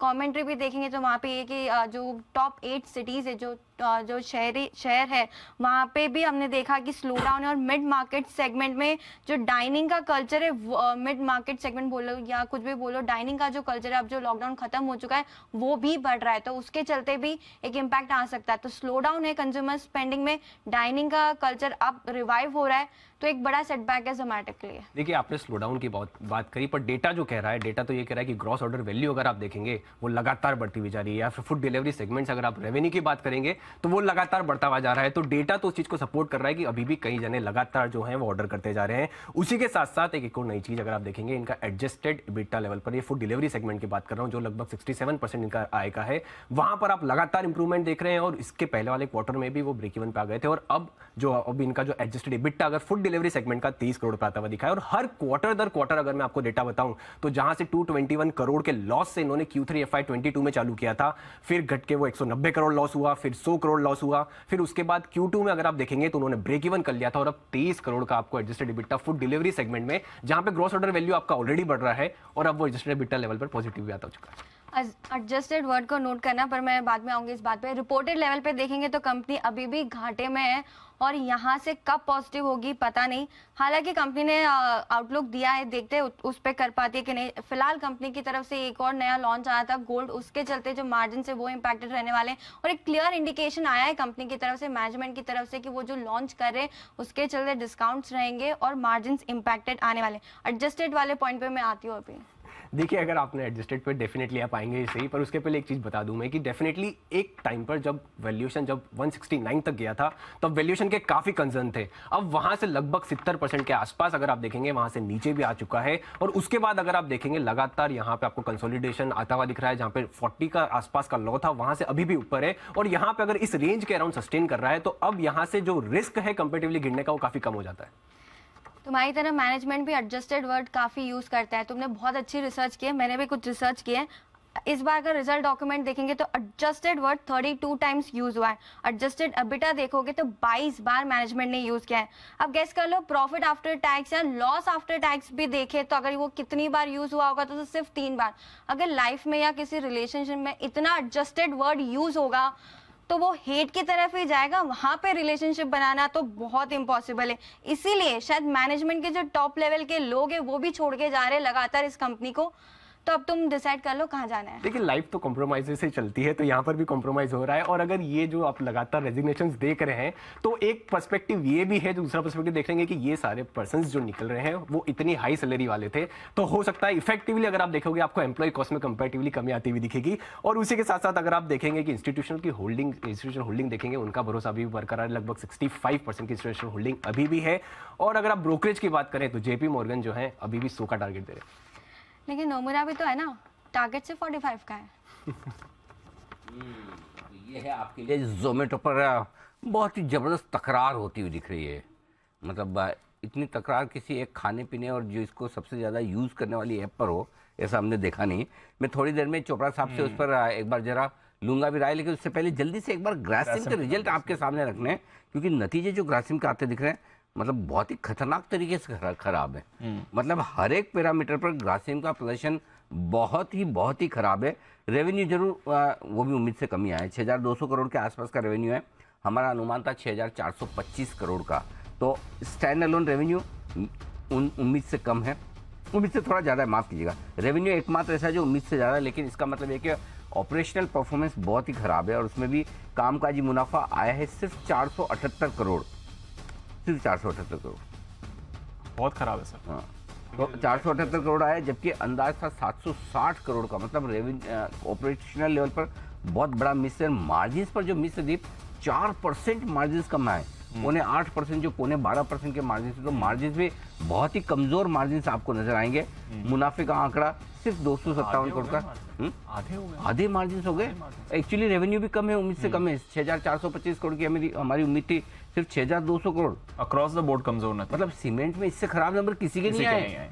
वर्स्ट है, ये सबसे वर्स्ट रिजल्ट है सीमेंट में ग्रासिम के। और आई डोंट थिंक कि स्टॉक पहले बहुत गिरा हुआ है, ऐसा गिरा हुआ भी नहीं। तो ये नंबर्स बहुत ही खराब है, मतलब हर एक पैरामीटर पे आप ग्रासिम देखिए, नंबर्स बहुत ही कमजोर आते हुए दिख रहे हैं। तो एक बार जरा चार्ट पर जल्दी से राय ली जाए ग्रासिम के नंबर्स पे। और सुमित जी जरा देखिए ग्रासिम के चार्ट पर राय दीजिए, कितना नीचे और दिख रहा है या सपोर्ट कहाँ है? अनिल जी, ग्रासिम लास्ट कुछ दिनों से कंटिन्यूसली गिरावट दिखा रहा है और स्टॉक में अभी भी मेरे को लग रहा है कि थोड़ा नीचे का लेवल और देखने को मिल सकता है। 1580 का लेवल टूटने के बाद नीचे में 1550 से 1560 तक का मूव ग्रासिम में देखने को मिल सकता है। अभी जो इसका मेजर सपोर्ट बनेगा ग्रासिम का, वो 1550-1560 के पास ही है। वो लेवल्स होल्ड करने चाहिए, अगर नहीं करें तो गिरावट और आएगी। तेजी स्टॉक में तभी बनेगी जब स्टॉक ऊपर में 1625 के ऊपर सस्टेन करेगा। 1625 जब तक ऊपर में टूटेगा नहीं, तब तक स्टॉक का स्ट्रक्चर थोड़ा सा वीक है, थोड़ा सेलिंग प्रेशर देखने को मिल सकता है। ओके, तो सेलिंग प्रेशर थोड़ा और दिख सकता है। जल्दी से ग्रासिम के रिजल्ट पर चोपड़ा साहब फटाफट से एक आपका क्विक टेक दे दीजिए, बताएं सर। मुझे लगता है कि इस खराब रिजल्ट को कहीं ना कहीं एडजस्ट कर रहा था ये स्टॉक। अभी 1-2 महीने पहले ही हमने इसको देखा 1800 साढ़े 1800 पर ट्रेड करता था, वहाँ से करेक्शन हो चुका है।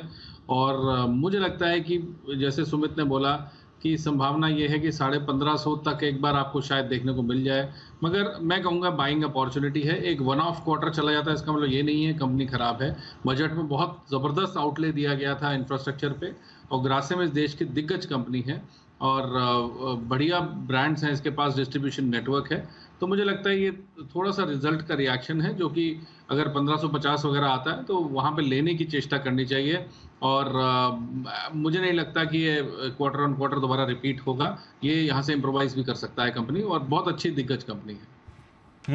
तो कंपनी अच्छी है बट नतीजे इस बार कमजोर है। अपॉर्चुनिटी है लॉन्ग टर्म इन्वेस्टर्स के लिए, बट डेफिनेटली वीक रिएक्शन आ रहा है। आइए भसीन साहब भी हमारे साथ तैयार करते हैं, उनका स्वागत। भसीन के हसीन शेयर।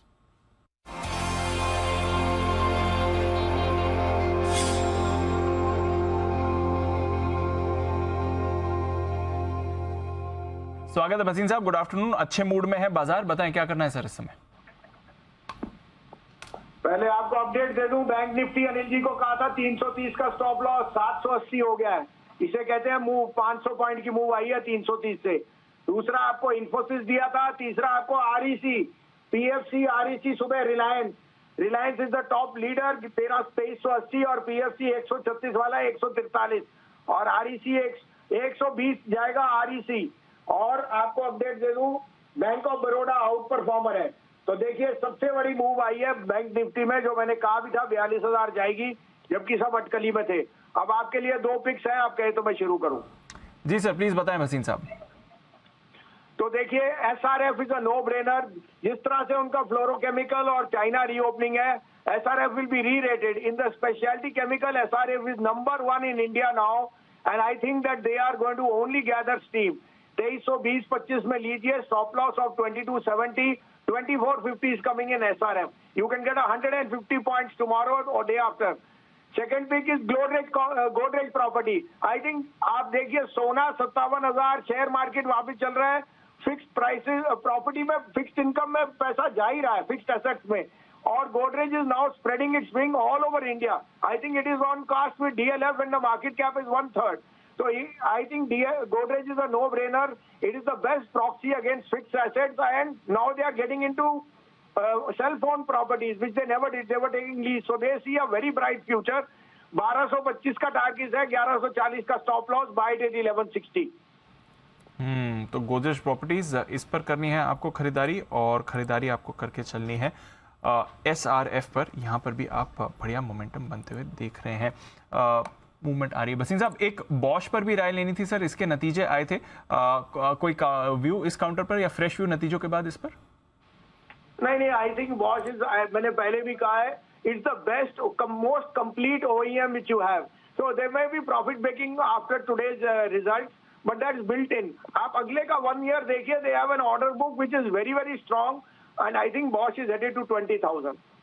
तो 20,000 का लेवल है भसीन साहब का बॉश के लिए, उस पर रखिए नजर। और फिलहाल SRF और गोदरेज प्रॉपर्टीज यहाँ पर आपको करनी है खरीदारी। बहुत बहुत शुक्रिया भसीन साहब हमारे साथ जुड़ने के लिए और अपना व्यू देने के लिए। तो ये है आपके लिए भसीन साहब की तरफ से 2 कॉल्स इस समय।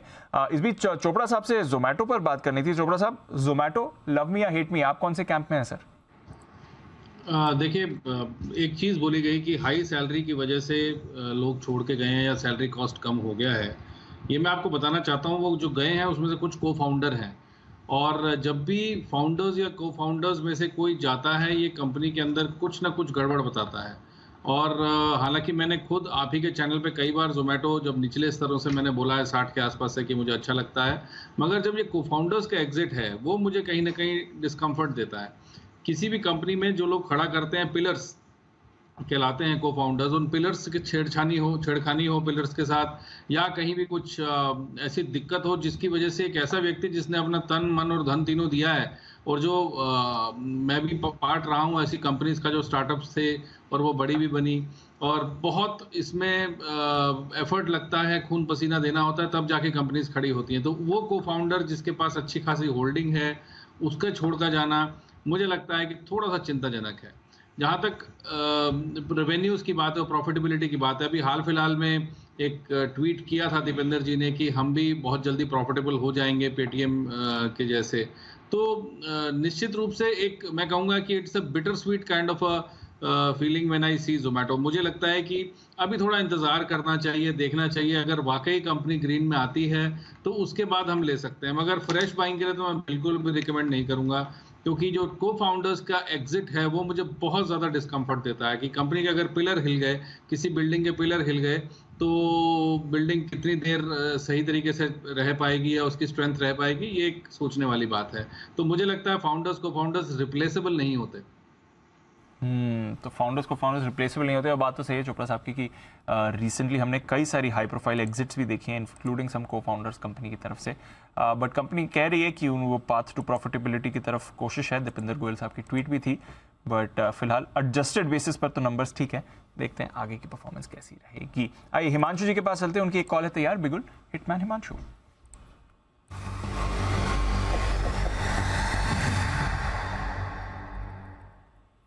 बताएं हिमांशु जी।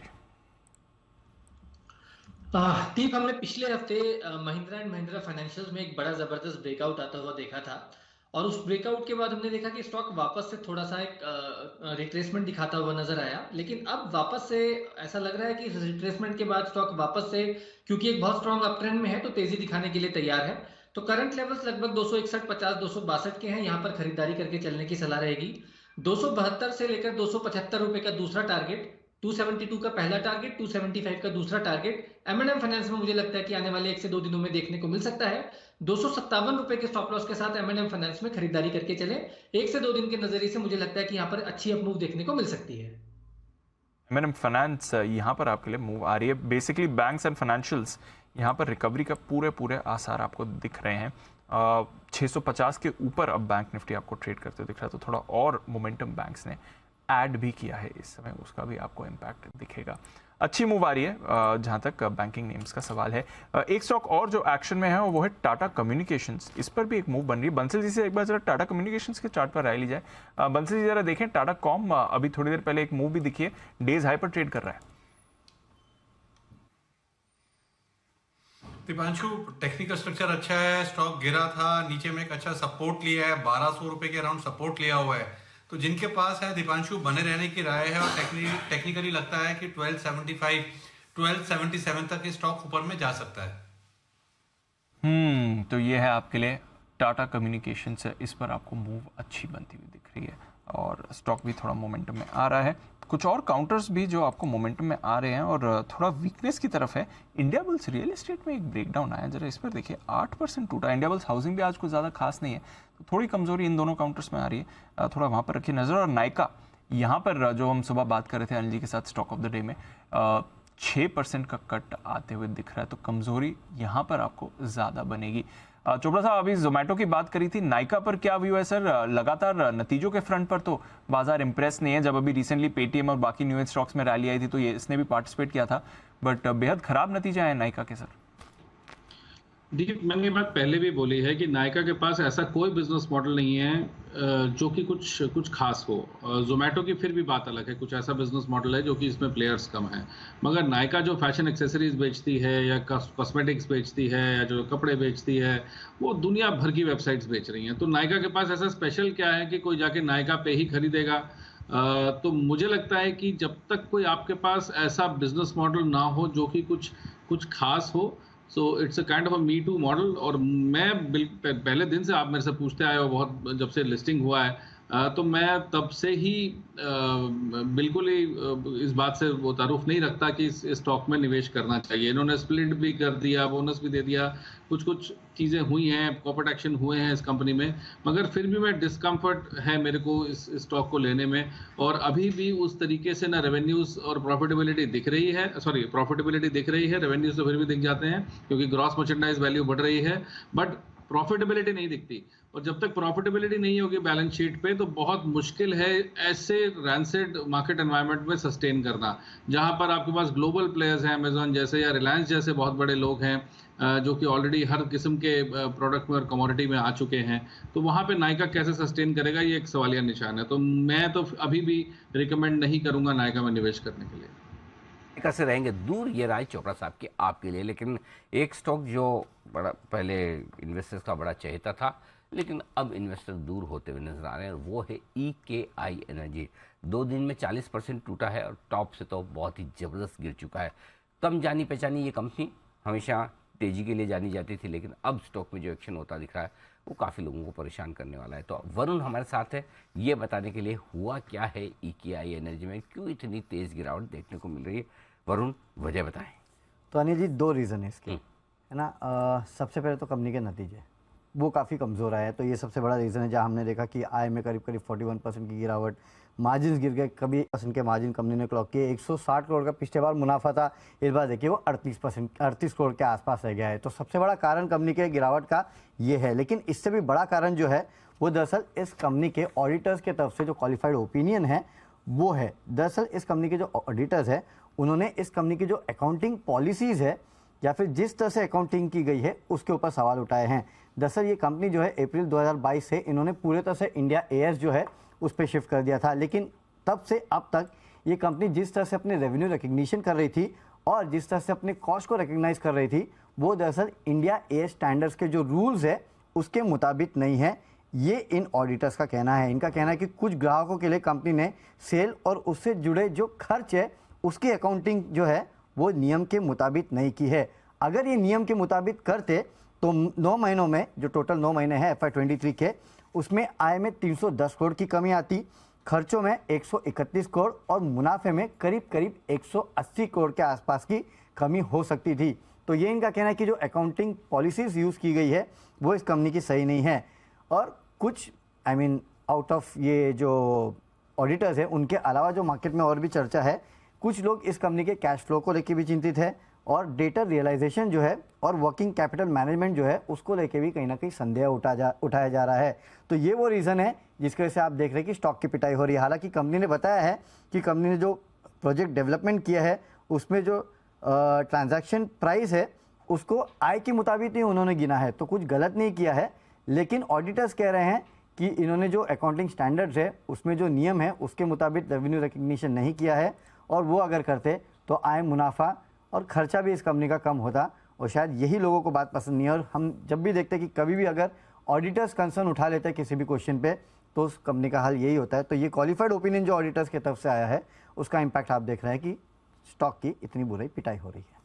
तो मतलब रेवेन्यू रिकॉग्निशन को लेकर थोड़े से डिस्प्यूट है। कंपनी अलग तरीके से आय ले रही है और ऑडिटर अलग तरीके से ले रहा है, जिसके चलते आपकी आय, मुनाफा सब कुछ कम होना चाहिए। तो एक्चुअली अगर आप देखेंगे तो ऑडिटर ये भी कह रहे हैं कि आपने इन्फ्लेटेड दिखाया, क्योंकि आपने अपनी जो फॉलो करना था इंडिया AS के तरफ से वो आपने किया नहीं। ओके, और कंपनी क्या कह रही है? कंपनी कह रही है कि हमने तो अपने हिसाब से बरोबर किया है, कि जितना हमने डेवलपमेंट किया है, प्रोजेक्ट का डेवलपमेंट, उसके हिसाब से हमने ट्रांजैक्शन प्राइस जो है वो ली है। बट इन एनी केस वो एक अलग चीज़ है, लेकिन बाकी रिजल्ट्स भी तो इतने खराब आए हैं ना। हाँ नहीं, रिजल्ट्स भी बहुत मतलब 76% आपका मुनाफा घट रहा है, 31% से 11% मार्जिन आ रहे हैं, तो रिजल्ट खराब के साथ साथ फिर ऐसी खबर आएगी तो फिर कैसे? रिजल्ट खराब आता तो अनिल शायद 10% टूटता, लेकिन ऑडिटर्स के साथ में क्वालिफिकेशन आ गए, तो अब जब तक इसकी क्लैरिफिकेशन पूरी तरह से नहीं आए, मेरे ख्याल से यही चलना है। तो ये है आपके लिए ईकेआई एनर्जी 2 दिनों से 20% के निचले सर्किट पर है। तो देखते हैं अब क्या होगा। सर्किट फिल्टर रिवीजन भी शायद होगा, क्योंकि 2 दिनों से लोअर सर्किट ये हो चुका है। बट डेफिनेटली खराब नतीजे प्लस ऑडिटर के ऑब्जर्वेशंस, और दोनों की वजह से आप देख रहे हैं कि स्टॉक में भी कमजोरी इस समय बनी हुई है। बट एक स्पेस जहां पर कमजोरी नहीं, सुबह हम इसे हाईलाइट भी कर रहे थे, आपके शिपयार्ड स्टॉक्स। मजगांव शिपयार्ड में आपको एक्शन दिखा है, बट कोचिन शिपयार्ड यहाँ पर आपको अच्छी खासी तेजी बनती हुई दिखी है। 5% ऊपर कोचिन शिपयार्ड इस समय ट्रेड कर रहा है। जरा सुमित जी, कोचिन शिपयार्ड देखें, फ्रेश स्पाइक आ रहा है अभी अभी सर। सही कहा दीपांशु आपने, स्टॉक के अंदर फ्रेश मोमेंटम बन रहा है। स्टॉक लोअर लेवल से रिबाउंड दिखा रहा है। नीचे में स्टॉक ने जो सपोर्ट लिया है वो 460 470 के पास लिया है, तो 470 का अब इसके अंदर स्टॉप लॉस बन गया है, और ऊपर के अंदर 500 का लेवल जैसे ही निकलेगा तो ये बाउंस बैक कंटिन्यू रहेगा, और ऊपर में 520 से 525 रुपए तक के लेवल कोचिन शिपयार्ड में ऊपर की तरफ देखने को मिल सकते हैं। जिन्होंने पोजीशंस बनाई है होल्ड करें, 500 के ऊपर क्लोजिंग मिलने का मतलब 520 से 525 तक का मूव इमीडिएटली 2-4 दिनों के अंदर ही देखने को मिल सकता है। तो ये बाउंस बैक और कंटिन्यू रहना चाहिए। बाउंस बैक और कंटिन्यू रहना चाहिए कोचिन शिपयार्ड पर, इस पर रखनी है आपको नजर। एक और स्टॉक जहां पर रखनी है आपको नजर, वो है आपके लिए ऑयल इंडिया। आज 10 की कमाई में राकेश जी, कुणाल जी ने इसे रेकमेंड भी किया था, और वहां से थोड़ा स्टॉक मोमेंटम में भी आया है। कुणाल जी, ऑफकोर्स पोजिशनल पिक है आपकी रिकमेंडेशन के लिहाज से, बट किसी ने अगर ट्रेड के लिहाज से ली है ऑयल इंडिया, तो उस पर जरा राय दें सर। 6% ऊपर 255 के लेवल पर काउंटर ट्रेड कर रहा है। अगर ट्रेड के लिहाज से लिए तो क्या लेवल्स हैं, और अगर ऑलरेडी एग्जिस्टिंग पोजीशन है, 2-3 दिनों से अच्छा मूवमेंट है, तो क्या करना है इसमें? देखिए दीपांशु, जैसे आपने कहा कि हमारी जो खरीदारी की राय है वो 10 की कमाई में मध्यम अवधि के लिए है, और 300 रुपए के हमारे लक्ष्य हैं, तो इसमें मीडियम टर्म डेफिनेटली आप होल्ड कर सकते हैं। शॉर्ट टर्म के लिए अगर लिया हुआ है तो एक स्टॉप लॉस रखना होगा 250 रुपए का, बड़ा टाइट सा एक छोटा स्टॉप लॉस रखकर 250 का होल्ड करें। मुझे लगता है कि शॉर्ट टर्म में भी ये स्टॉक 270 रुपए तक जा सकता है, लेकिन अगर हम मध्यम अवधि के लिए खरीदारी की सोच रहे हैं तो गिरावट का इंतजार कर वहां पर मध्यम से लंबी अवधि के लिए बाय करना चाहिए। तो ये है आपके लिए oil India.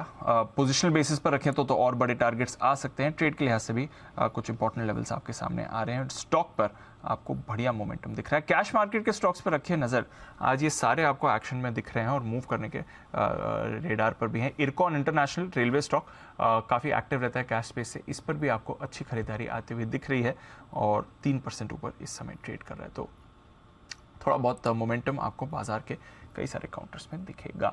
ONGC, oil India की अभी बात निकली तो ओएनजीसी की भी बात कर ली जाए। वरुण है हमारे साथ तैयार बताने के लिए। वरुण, ऑयल इंडिया तो ऑफकोर्स इसके नतीजे भी आते हैं, आई थिंक वहां से भी बज कर रहा है, बट ओएनजीसी बताइए यहाँ पर कैसे आएंगे नंबर्स? तो दीप, नतीजे इस कंपनी के ठीक ठाक रहेंगे। हमारा अनुमान है कि आय में अच्छी खासी आपको बढ़ोतरी देखने मिलेगी। कुछ हद तक अगर आप देखेंगे तो मार्जिन्स भी इस कंपनी के सुधरेंगे, लेकिन थोड़ा बहुत अगर आप देखेंगे तो मुनाफा शायद थोड़ा गिर सकता है। 2-2.5% के आसपास की गिरावट का हम वहाँ अनुमान लगा रहे हैं। मैं आपको सबसे पहले नंबर्स बता देता हूँ कि रेवेन्यूज़ करीब 1.8% बढ़ेंगे, ऑलमोस्ट फ्लैट। एबिटा में 10% के आसपास की बढ़ोतरी होगी।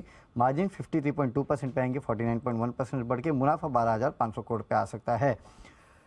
अब होगा क्या, देखिए जो तेल की बिक्री है वो तो अच्छी रही है। हमने हर क्वार्टर में देखा है, हर महीने में देखा है कि ऑयल एंड गैस की बिक्री जो है, खासकर ऑयल की, उसमें बढ़ोतरी हुई है। तो 1 से 2% के आसपास की बढ़ोतरी का अनुमान वहाँ लगाया जा रहा है। नेचुरल गैस की बिक्री अगर आप देखेंगे तो वहाँ थोड़ी दिक्कतें हैं। कुछ रिपोर्ट से इंडिकेट कर रही है कि शायद 1 से 2% के आसपास की गिरावट जो है वो आपको देखने मिल सकती है।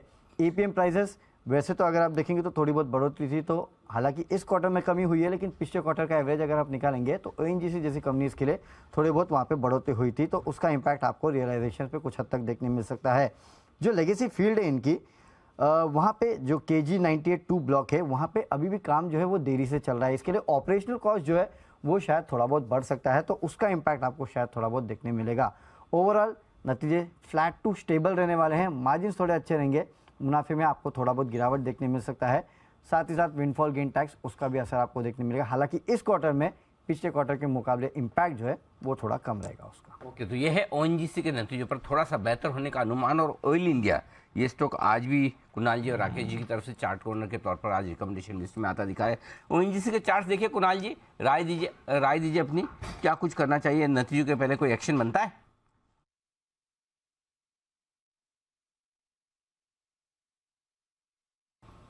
कुणाल जी आप क्यों म्यूट हो गए? आप किससे डरते हैं?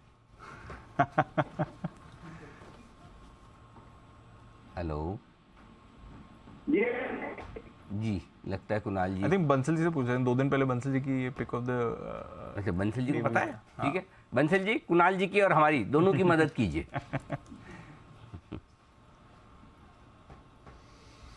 अरे अनिल जी, कुणाल जी कोशिश तो कर रहे हैं, उनका अनिल जी म्यूट नहीं है, मतलब कि ऐसा उनका साथी होने के नाते बता रहा हूँ, म्यूट नहीं है। उन्होंने आवाज लगाई थी, मतलब कि मेरे तक तो पहुंची है, ठीक से पहुंच नहीं रही है, कुछ तकनीकी अनिल जी दिक्कत है। और ओएनजीसी अनिल जी काफी अच्छा लग रहा है टेक्निकली। 146 नीचे में एक सपोर्ट है और 152 153 के लेवल से स्टॉक दिखा सकता है। तो जिनके पास है बने रहें, और जो खरीदना चाहते हैं 146 के स्टॉप लॉस के साथ खरीदें 152 153 के टारगेट के लिए। ओके, ओएनजीसी में करें खरीदारी और बने रहें नतीजों के पहले, कोई डरने घबराने की जरूरत है नहीं। ये आपके लिए एक्शन पूरा का पूरा होता हुआ दिख रहा है। बिल्कुल, तो चलिए ओएनजीसी पर है हमारी पूरी नजर इस समय। स्टॉक देखते हैं अगर नतीजों से बाद इसमें दम आता है। 3-20 की स्ट्रेटेजी भी जल्दी देने की, मेरा वो साइकिल थोड़ा आगे एडवांस में चल रहा है दीप, एडवांस में चल रहा है। हाँ, तो आज 3:30 वाली 2:30 बजे वाली स्ट्रेटेजी जो हमारी 2:40 तक भी कई बार पहुंच जाती है, 2:38 2:40 तो नॉर्मल है, 2:35 उसका स्टैंडर्ड इंडियन टाइम है ना, 2:30 वाले का। तो आज हमने एकदम 2:27-28 पे दे दी यार, करिए। तो मैं 3:20 वाली भी आज 3:12 हो गया ना, 3:15 पे दे दूंगा। ठीक है सर, तो चलिए आपकी स्ट्रैटेजी है। उससे पहले लव मी हिट मी, और आई थिंक रीसेंट टाइम्स का सबसे बहुचर्चित स्टॉक जो है उस पर एक कर लेते हैं। आज का final love me hit me आ रहा है आपके लिए।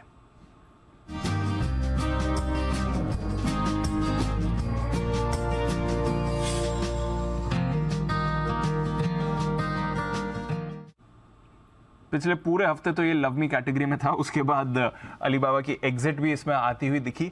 अब क्या नजरिया बनाना है बाजार का? पेटीएम ये है काउंटर जहां पर आपको करना है फोकस। रिसेंटली 35% की रैली भी आई थी काउंटर में बहुत ही छोटे पीरियड में, बट अभी भी अगर आप इसके आईपीओ प्राइस से देखेंगे तो 60% की गिरावट ही इसमें दिख रही है। अरमान और कुशल है हमारे साथ। अरमान, करते हैं आपसे शुरुआत पेटीएम।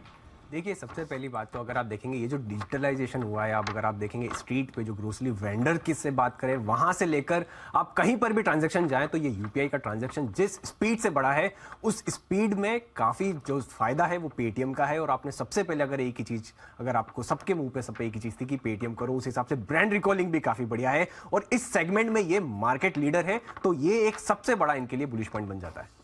देखिए, मेरा तो एक ही सवाल है, ये कब तक रहने वाला है?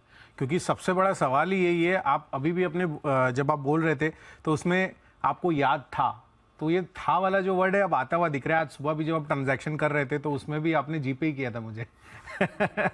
तो गूगल पे और फोन पे ये बड़े फोकस में अब आते हुए दिख रहे हैं और काफ़ी सारा ट्रांजैक्शन पेटीएम की जगह अब यहाँ पर भी होता हुआ दिख रहा है। तो मुझे लग रहा है कि जो बढ़ता कंपटीशन है इनकी मार्केट स्पेस को चैलेंज करता हुआ नजर आएगा।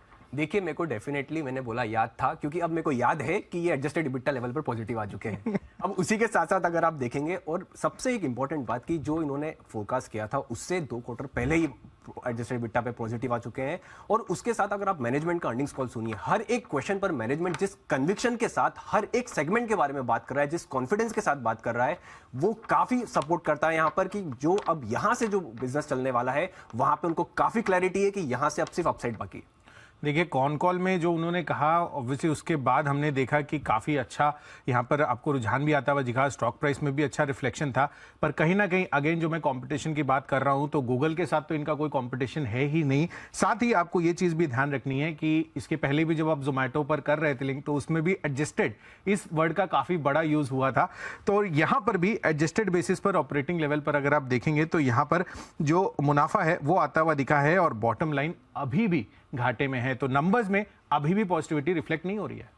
देखिए बिल्कुल वो बात आपने बिल्कुल सही कही, पर यही है कि जब टर्न अराउंड आना चालू होता है तब बहुत जल्दी नंबर्स रिफ्लेक्ट होना चालू हो जाते हैं, और वहां की शुरुआत वो है जो हो चुकी है। उसी के साथ साथ अगर आप देखेंगे कंपनी लगातार नए नए प्रोडक्ट्स लॉन्च कर रही है, और अगर आप इनके अर्निंग्स कॉल सुनेंगे तो उसमें एक चीज आपको क्लैरिटी हो जाती है कि जितने भी अगर ये बिजनेसेस है वहां पर उन्होंने एक चीज इंटरेस्टिंग जो हाईलाइट शायद नहीं हुई कि वो बोल रहे हैं कि जो भी हमारे बिजनेस है वहां पर हम एक मैच्योरिटी लेवल पर आ चुके हैं। मतलब यहां से हमको लगातार अब यहां पर वो प्रॉफिटेबिलिटी पर ही फोकस कर रहे हैं, और ये जो सेगमेंट्स सारे सेगमेंट्स है वहां पर आपको लगातार जो है प्रॉफिटेबिलिटी दिखना चालू हो जाएगी। देखिए जो नए प्रोडक्ट्स की आप बात कर रहे हैं उसमें भी अभी भी रेगुलेटरी हर्डल्स लगातार आते हुए दिख रहे हैं, और ऐसा नहीं है, मुझे अभी भी ये नहीं लगता है कि पेटीएम जो है और नए प्रोडक्ट्स नहीं लाएगा। जो जब नए प्रोडक्ट्स आएगा उसके लिए चाहिए पैसे, तो पूंजी निवेश तो लगातार इसको जरूरत पड़ेगी। बिल्कुल सही बात है। और उसी के साथ पर आप इंटरेस्टिंग बात ये भी देखिए, अगर पैसों की दिक्कत यहाँ पर नहीं है, क्योंकि अगर आप अभी भी कैश ऑन बुक्स देखेंगे तो वो काफी कंफर्टेबल है। उसी के साथ साथ अगर आप देखेंगे कि अगर वैल्यूएशन अगर आप बात करेंगे कि जो अपने हाई से जिस आईपीओ के प्राइस से वहां पे काफी नीचे आ चुका है, वहां से लगभग अगर आप देखेंगे 70% नीचे आ चुका है। और अब तो एक सपोर्ट भी है कि कंपनी ने 810 के आसपास का जो है बायबैक की घोषणा भी की थी, तो वो भी एक सपोर्ट यहाँ पर आता हुआ दिखेगा। चलिए सपोर्ट तो है, अब देखना होगा कि ये आईपीओ प्राइस तक कब तक पहुंचता है, क्योंकि यही बड़ा सवाल है और सबसे बड़ी चिंता यही बनी हुई है। और इसी वजह से ब्रोकरेज हाउसेज में अगर आप देखें तो मॉर्गन स्टैनले ने इक्वल वेट रेटिंग की राय के साथ अभी भी 700 के नीचे का ही टारगेट रखा हुआ है। देखिए गोल्डमैन फिर भी अभी भी बुलिश है और वो 1150 का टारगेट भी दे रहे हैं। चलिए तो देखते हैं कि यहाँ पर जिस तरह का रुझान बना हुआ है किस करवट बैठते हैं, डिसीजन लेने देते हैं। एक इंटरेस्टिंग चीज थी इन दोनों की बात, तो ये दोनों पेटीएम की कर रहे हैं love me hate me, but एक दूसरे के साथ आज सुबह जब ट्रांजैक्शन किया तो जीपे यूज किया था। अच्छा और सर एक और चीज है, दीप सर सिर्फ पेटीएम ही यूज करते हैं। मतलब ये खाली मतलब ऐसे बातों वाली लड़ाई है, बाकी आप वाकई में कुश्ती भी करेंगे दोनों, तब तो मुझे पता है कुशल ही जीतेंगे। क्या होगा?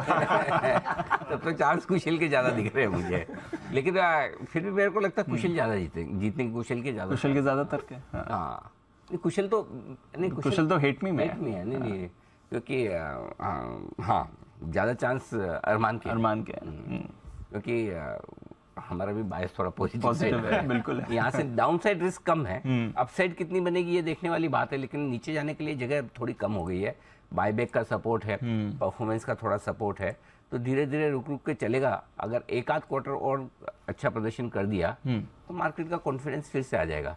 अब ये जो मार्च वाले रिजल्ट आएंगे ना दीप, ये बहुत क्रिटिकल है। इससे लोगों को भरोसा हो जाएगा कि भाई तुम करोगे कि नहीं करोगे, सस्टेन करोगे। हाँ अगर ये क्वार्टर भी अच्छा दे, क्योंकि पिछले क्वार्टर में इन्होंने बोला था कि हम ये क्वार्टर अच्छा करेंगे, ये वाला अच्छा आ गया। अब अगर मार्च वाला भी अच्छा आ जाता है तो 2-3 क्वार्टर से कॉन्फिडेंस, मार्च का अच्छा रिजल्ट और आगे की बढ़िया कमेंट्री, तो इनकी नैया पार लग गई। नहीं तो फिर वापस से पीछे वैसे के वैसे। तो आई थिंक एक क्वार्टर का और टाइम देना चाहिए, अगले वैलेंटाइन डे तक स्थिति क्लियर हो जाएगी। तब तक थोड़ा इसे प्यार करें ना करें, केयर जरूर करें। केयर लव और केयर में फर्क है थोड़ा सा, तो केयर तक ठीक है, कोई दिक्कत नहीं। ठीक है, तो चलिए लव मी हेट मी आज का फाइनल वन पेटीएम, इस पर भी मेरी स्ट्रेटजी भी तैयार है। ले ले। हाँ बिल्कुल तैयार। अनिल जी की स्ट्रेटजी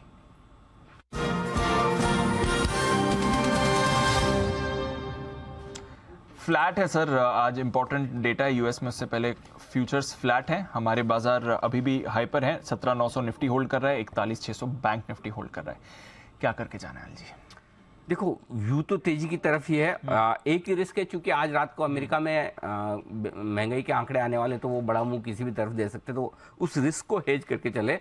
अगर लॉन्ग पोजीशन बनाकर जा रहे हैं तो 19,700 का आपके पास कॉल ऑप्शन होना चाहिए, और तेजी की पोजीशन अगर आपकी है तो 18,100 का कॉल ऑप्शन। 200 पॉइंट इधर 200 पॉइंट उधर का आप हेज करके चले। बायस पॉजिटिव साइड पर ज़्यादा है, क्योंकि लंबे समय बाद आप 17,900 के ऊपर बंद हो रहे हैं, ठीक है। और बैंक निफ्टी में भी लंबे समय बाद 41,650 लो वहीं पे आके रुक रहा है। जो क्लोजिंग आपको 41,650 के ऊपर की चाहिए ना, एग्जैक्टली वहीं आके दिख रहा है। फिर भी 41,550 के ऊपर बंद होना भी अपने आप में अच्छा ही है, खराब नहीं है, लेकिन थोड़ी सी 41,650 के ऊपर की क्लोजिंग चाहिए। आज लगता है बैंक निफ्टी वहीं जाकर बंद होगा, तो लेट्स सी क्या होता है। बट ओवरऑल बायस थोड़ा पॉजिटिव साइड पर है, लेकिन क्योंकि अगर अमेरिका के आज के महंगाई के आंकड़े नहीं होते तब तो हम पक्का कहते हैं कि आराम से लॉन्ग करके जाइए। आज भी जाइए, लेकिन हेजिंग के साथ रहना आपके लिए ज़्यादा ठीक होगा। हेजिंग के साथ ही रहना ना, वैसे लॉन्ग्स होल्ड कर सकते हैं, कोई दिक्कत नहीं। चलिए कॉन्फिडेंस है, लॉन्ग्स होल्ड करिए। अमेरिकी बाजार कल डेज हाई पर बंद हुए थे, देखते हैं आज डेटा के बाद कैसा वहां पर मूव आता है। बट हमारे बाजारों में भी आज सुस्त शुरुआत के बाद आपको एक अच्छी रिकवरी एंड ऑफ ट्रेड में आती हुई दिखी है। फिर आखिरी कुछ मिनट बाकी है ट्रेड के लिए, कुछ और स्टॉक्स पर जल्दी बात कर ली जाए जहां पर आपको मूव दिख रहा है। आज बाउंस बैक का मूव दिख रहा है। जो पिटे हुए स्टॉक्स हैं वही आपको रिवाइवल के मूड में दिख रहे हैं। मेट्रोपोलिस को पुल अप करिए, यहाँ पर भी रिसेंटली हमने एक करेक्शन देखा था, अभी अभी एक स्पाइक आ रहा है। श्री सीमेंट पर आपको एक अच्छा खासा स्पाइक आते हुए दिख रहा है, ये स्टॉक भी मूव कर रहा है। इंडस टावर्स एक और स्टॉक जो थोड़ा एक्शन में था, यहाँ पर भी मूव आ रहा है। और हैवेल्स यहाँ पर भी आपको एक्शन आ रहा है। तो पिटे हुए स्टॉक्स में एक रिवाइवल का मूड बना हुआ है। एक बार हैवेल्स का चार्ट देखा जाए, काफी समय बाद ये थोड़ा रेडार पर आया है। वागले साहब, वोल्टास की रिसेंटली बात हुई थी, आज थोड़ा हैवेल्स भी एक्शन में है, जरा देखें इस चार्ट को सर। दीपांशु 1180 के लेवल से बाउंस हुआ है, ये बाउंस ही है मैं मानता हूँ। मुझे लगता है ये बाउंस 1230 तक एक्सटेंड हो सकता है। अभी 1202 का भाव है, तो थोड़ा सा ट्रेडिंग अपसाइड है 1 से 2 दिनों के व्यू से। 1230 1235 क्रॉस करना थोड़ा सा मुश्किल है। ऑन द डाउन साइड 1160 भी ब्रेक नहीं करेगा, ये रेंज होगा आपके लिए। हैवेल्स इस समय जहां पर रखनी है आपको नजर। इस बीच सीमेंस, इसको पुल अप करते हैं। कुणाल जी, चार्ट भी पुल अप कर लीजिए और फिर चोपड़ा साहब से एक फंडामेंटल राय भी लेंगे इस स्पेस पर। बट सीमेंस के नतीजे आपके सामने आते हुए दिख रहे हैं। मुनाफा जबरदस्त उछाल, 245 करोड़ से बढ़कर 438 करोड़ का यहां पर आपको मुनाफा आते हुए दिख रहा है सीमेंस पे। स्टैंड अलोन बेसिस पर हमारा अनुमान 305 करोड़ का था, तो अनुमान से तो बहुत बेहतर, 130 करोड़ ज्यादा बेहतर आपको मुनाफा आते हुए दिखा है अनुमान के मुकाबले। बढ़िया फर्स्ट कट मुनाफे का फिगर आपको सीमेंस की तरफ से आते हुए दिख रहा है। तो पोल के मुकाबले तो देखेंगे तो बढ़िया ही आंकड़ा आया है। ओवरऑल प्रॉफिटेबिलिटी अच्छी रही है। रेवेन्यू ग्रोथ का भी अनुमान लगाया जा रहा है। आय यहां पर 3240 करोड़ से बढ़कर 3650 करोड़ की आती हुई दिख रही है। तो आय का आंकड़ा भी इंप्रेसिव है सीमेंस की तरफ से। फर्स्ट कट तो नंबर्स अच्छे ही दिख रहे हैं सीमेंस के इस समय, और अनुमान से बेहतर दिख रहे हैं, ये एक खास बात है सीमेंस की। कुणाल जी, जरा चार्ट देखें सर। देखिए, चार्ट भी मजबूत है दीपांशु। सीमेंस एक आउट परफॉर्मिंग स्टॉक है, लेकिन एक 3166 3170 के आसपास एक कंजेशन है, यानी कि 20-30 रुपए ऊपर आपको एक कंजेशन जोन दिखाई देता है। मुझे लगता है कि वो लेवल्स पार हो जाए, एक बार उनके ऊपर स्टॉक निकल जाए तो फिर इसमें नई खरीदारी भी कर सकते हैं। तो सीमेंस का चार्ट मजबूत है, 3170 पार हो तो फिर खरीदारी की राय। 3170 ये अगर लेवल पार होता है तो खरीदारी की राय रहेगी। चोपड़ा साहब, कैपिटल गुड्स, इंफ्रा, ये स्पेस अच्छी रही है नतीजों के लिहाज से। एलएनटी के ठीक ठाक नतीजे आए थे, बट उसके बाद कमिंस, एबीबी शानदार नतीजे रहे। सीमेंस के अभी on the face of it first cut numbers अच्छे दिख रहे हैं सर। थर्मैक्स की तरफ से अच्छी परफॉर्मेंस थी। जरा राय दें इस स्पेस पर, और सीमेंस पर अगर कोई कवरेज है तो। दीप, 10 लाख करोड़ का आउटले था, मैंने पहले भी बोला जब हम सीमेंट की बात कर रहे थे ऑन इंफ्रा स्पेस। और जब इंफ्रा की बात होती है तो कैपिटल गुड्स रिलेटेड स्पेस है, तो मुझे लगता है कि जो अच्छी दिग्गज कंपनीज हैं उसमें फ़ायदा पहुंचना चाहिए। मगर एक चीज़ है कि हम देख रहे हैं सीमेंस में ऑलरेडी एक रनअप हो चुका है। कई बार जो रिजल्ट्स हैं उसकी एक्सपेक्टेशन में स्टॉक्स पहले ही रिस्पॉन्ड कर देते हैं, और रिजल्ट्स के बाद कोई बहुत ज़्यादा रिएक्शन देखने को नहीं मिलता या थोड़ा सा डाउनसाइड देखने को मिलता है। तो सीमेंस यदि थोड़ा सा करेक्ट हो जाए और आपको निचले स्तरों पर मिले तो मैं वहां पर बाइंग की रिकमेंडेशन दूंगा। अगर आपको ये 2900-2950 के लगभग मिल जाए तो एक आइडियल लेवल होगा खरीदने के लिए। मगर अगर पूरे स्पेस की बात करें तो एबीबी सीमेंस में ऑलरेडी रनअप देख चुके हैं, हम थर्मैक्स में हाल फिलहाल में रनअप देख चुके हैं। मुझे लगता है एलएनटी एक ऐसी कंपनी है जो कि टॉप कंपनी भी है, और अभी मुझे लगता है कि इसके अंदर थोड़ा जूस बाकी है। कंफर्टेबली ये 2300 तक जा सकता है, तो एलएनटी में खरीदारी करने की मैं रिकमेंडेशन दूंगा। सीमेंस में फ्रेश खरीदारी करने की जरूरत नहीं है।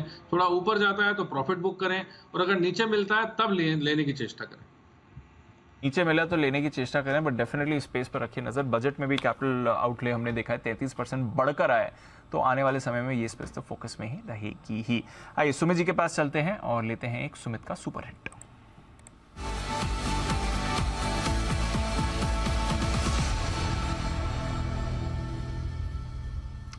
बताएं सुमित जी। दीपांशु, एक सेल कॉल रडार पे आया है। कुछ स्टॉक्स में सेलिंग देखने को मिल रहा है। स्टॉक का अभी भाव चल रहा है 1907 रुपए, 1908 रुपए, 1908। स्टॉक का नाम है डालमिया भारत। डालमिया भारत के अंदर एक अच्छी खासी तेजी के बाद लास्ट 2 दिनों से ऊपरी लेवल से प्रॉफिट बुकिंग देखने को मिल रहा है। आज भी स्टॉक में ऊपरी लेवल से दबाव देखने को मिल रहा है, और अभी मेरे को लग रहा है कि जैसे ये 1900 के नीचे जाएगा तो डालमिया भारत के अंदर 30 से 50 रुपए का फॉल एक हफ्ते के अंदर देखने को मिल सकता है। 1935, 1930 ये स्टॉक का ऊपर में रेजिस्टेंस है। 1935 का स्टॉप लॉस लगा के डालमिया भारत में यहाँ पे सीएमबी पे बिकवाली करें। नीचे में जो टारगेट देखने को मिल सकता है, पहला टारगेट बनेगा 1870 रुपए का।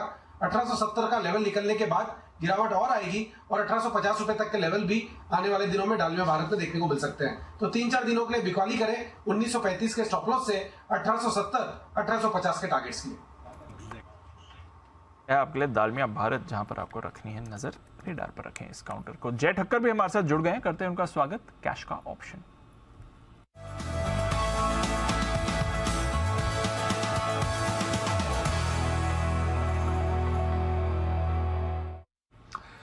स्वागत है जय। बढ़िया मूड में बाजार दिख रहा है। आज सुबह आपने 17,800 की कॉल भी खरीदवाई थी, तो उसके लिए बधाई। एक बार अपडेट करें और फिर जो फ्रेश व्यू है इस समय वो भी बताएं। Deep, Dipanshu, very good afternoon to you, Deep, and thanks. Yes, 17,800 के स्ट्राइक की जो ऑप्शन के थे, इनफैक्ट बताई एनर्जी को भी मुझे याद है जानने के मॉर्निंग एनर्जी ने बैंक निफ्टी पर एक खरीदारी करने की सलाह दी थी। एंड 18,000 का भी कॉल है, जैसा मैंने किया था डे बिफोर यस्टरडे, हमें भी उससे पहले के ट्रेडिंग सेशन में नजर आया। तो वहाँ पे भी एक अच्छा एग्जिट बना, वहाँ पे भी अच्छा ही प्रॉफिट देखने मिला, वहाँ पे भी अपडेट दिया। और अब मुझे ऐसा लग रहा है कि मैं जो इंडेक्स पर फोकस करूंगा वो बैंक निफ्टी रहेगा। आज जबरदस्त वहाँ पे ब्रेकआउट देखने मिला है। सो निफ्टी में तो देखने मिला ही, तो 17,900 925 के लेवल्स में एक्सपेक्ट कर रहा था, वो देखने मिल चुके हैं। बैंक निफ्टी का भी इन द मनी स्ट्राइक का कॉल ऑप्शन खरीदे 41,500 के स्ट्राइक का 311 रुपए पर ये ट्रेड कर रहा है। चले 171 रुपए का स्टॉप लॉस लगाया यहाँ पे, तो डाउन साइड रिस्क करीब 140 रुपए की हो गया। बट देन अपसाइड पोटेंशियल भी यहाँ पे पहला पैकेज जो बनेगा दैट वुड बी 500।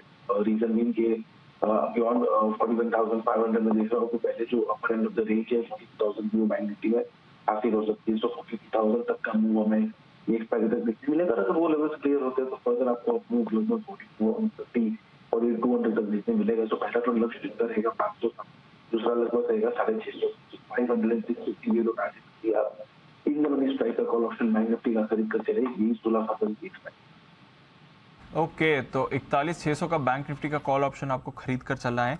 ये राय आ रही है जय की तरफ से, अच्छी मूव आ सकती है। सुबह 17,800 का कॉल भी खरीदवाया था अनिल जी के भी, सुबह के बैंक निफ्टी के लेवल्स आ गए हैं। अब एसबीआई पर भी आपको रखनी नजर। तो बैंक्स का एक बढ़िया रिबाउंड रिवाइवल ट्रेड आपको इस समय बनते हुए दिख रहा है। आइए सुमित जी की तरफ से एक और कॉल है तैयार। आई थिंक सुमित जी एक और कॉल है सर?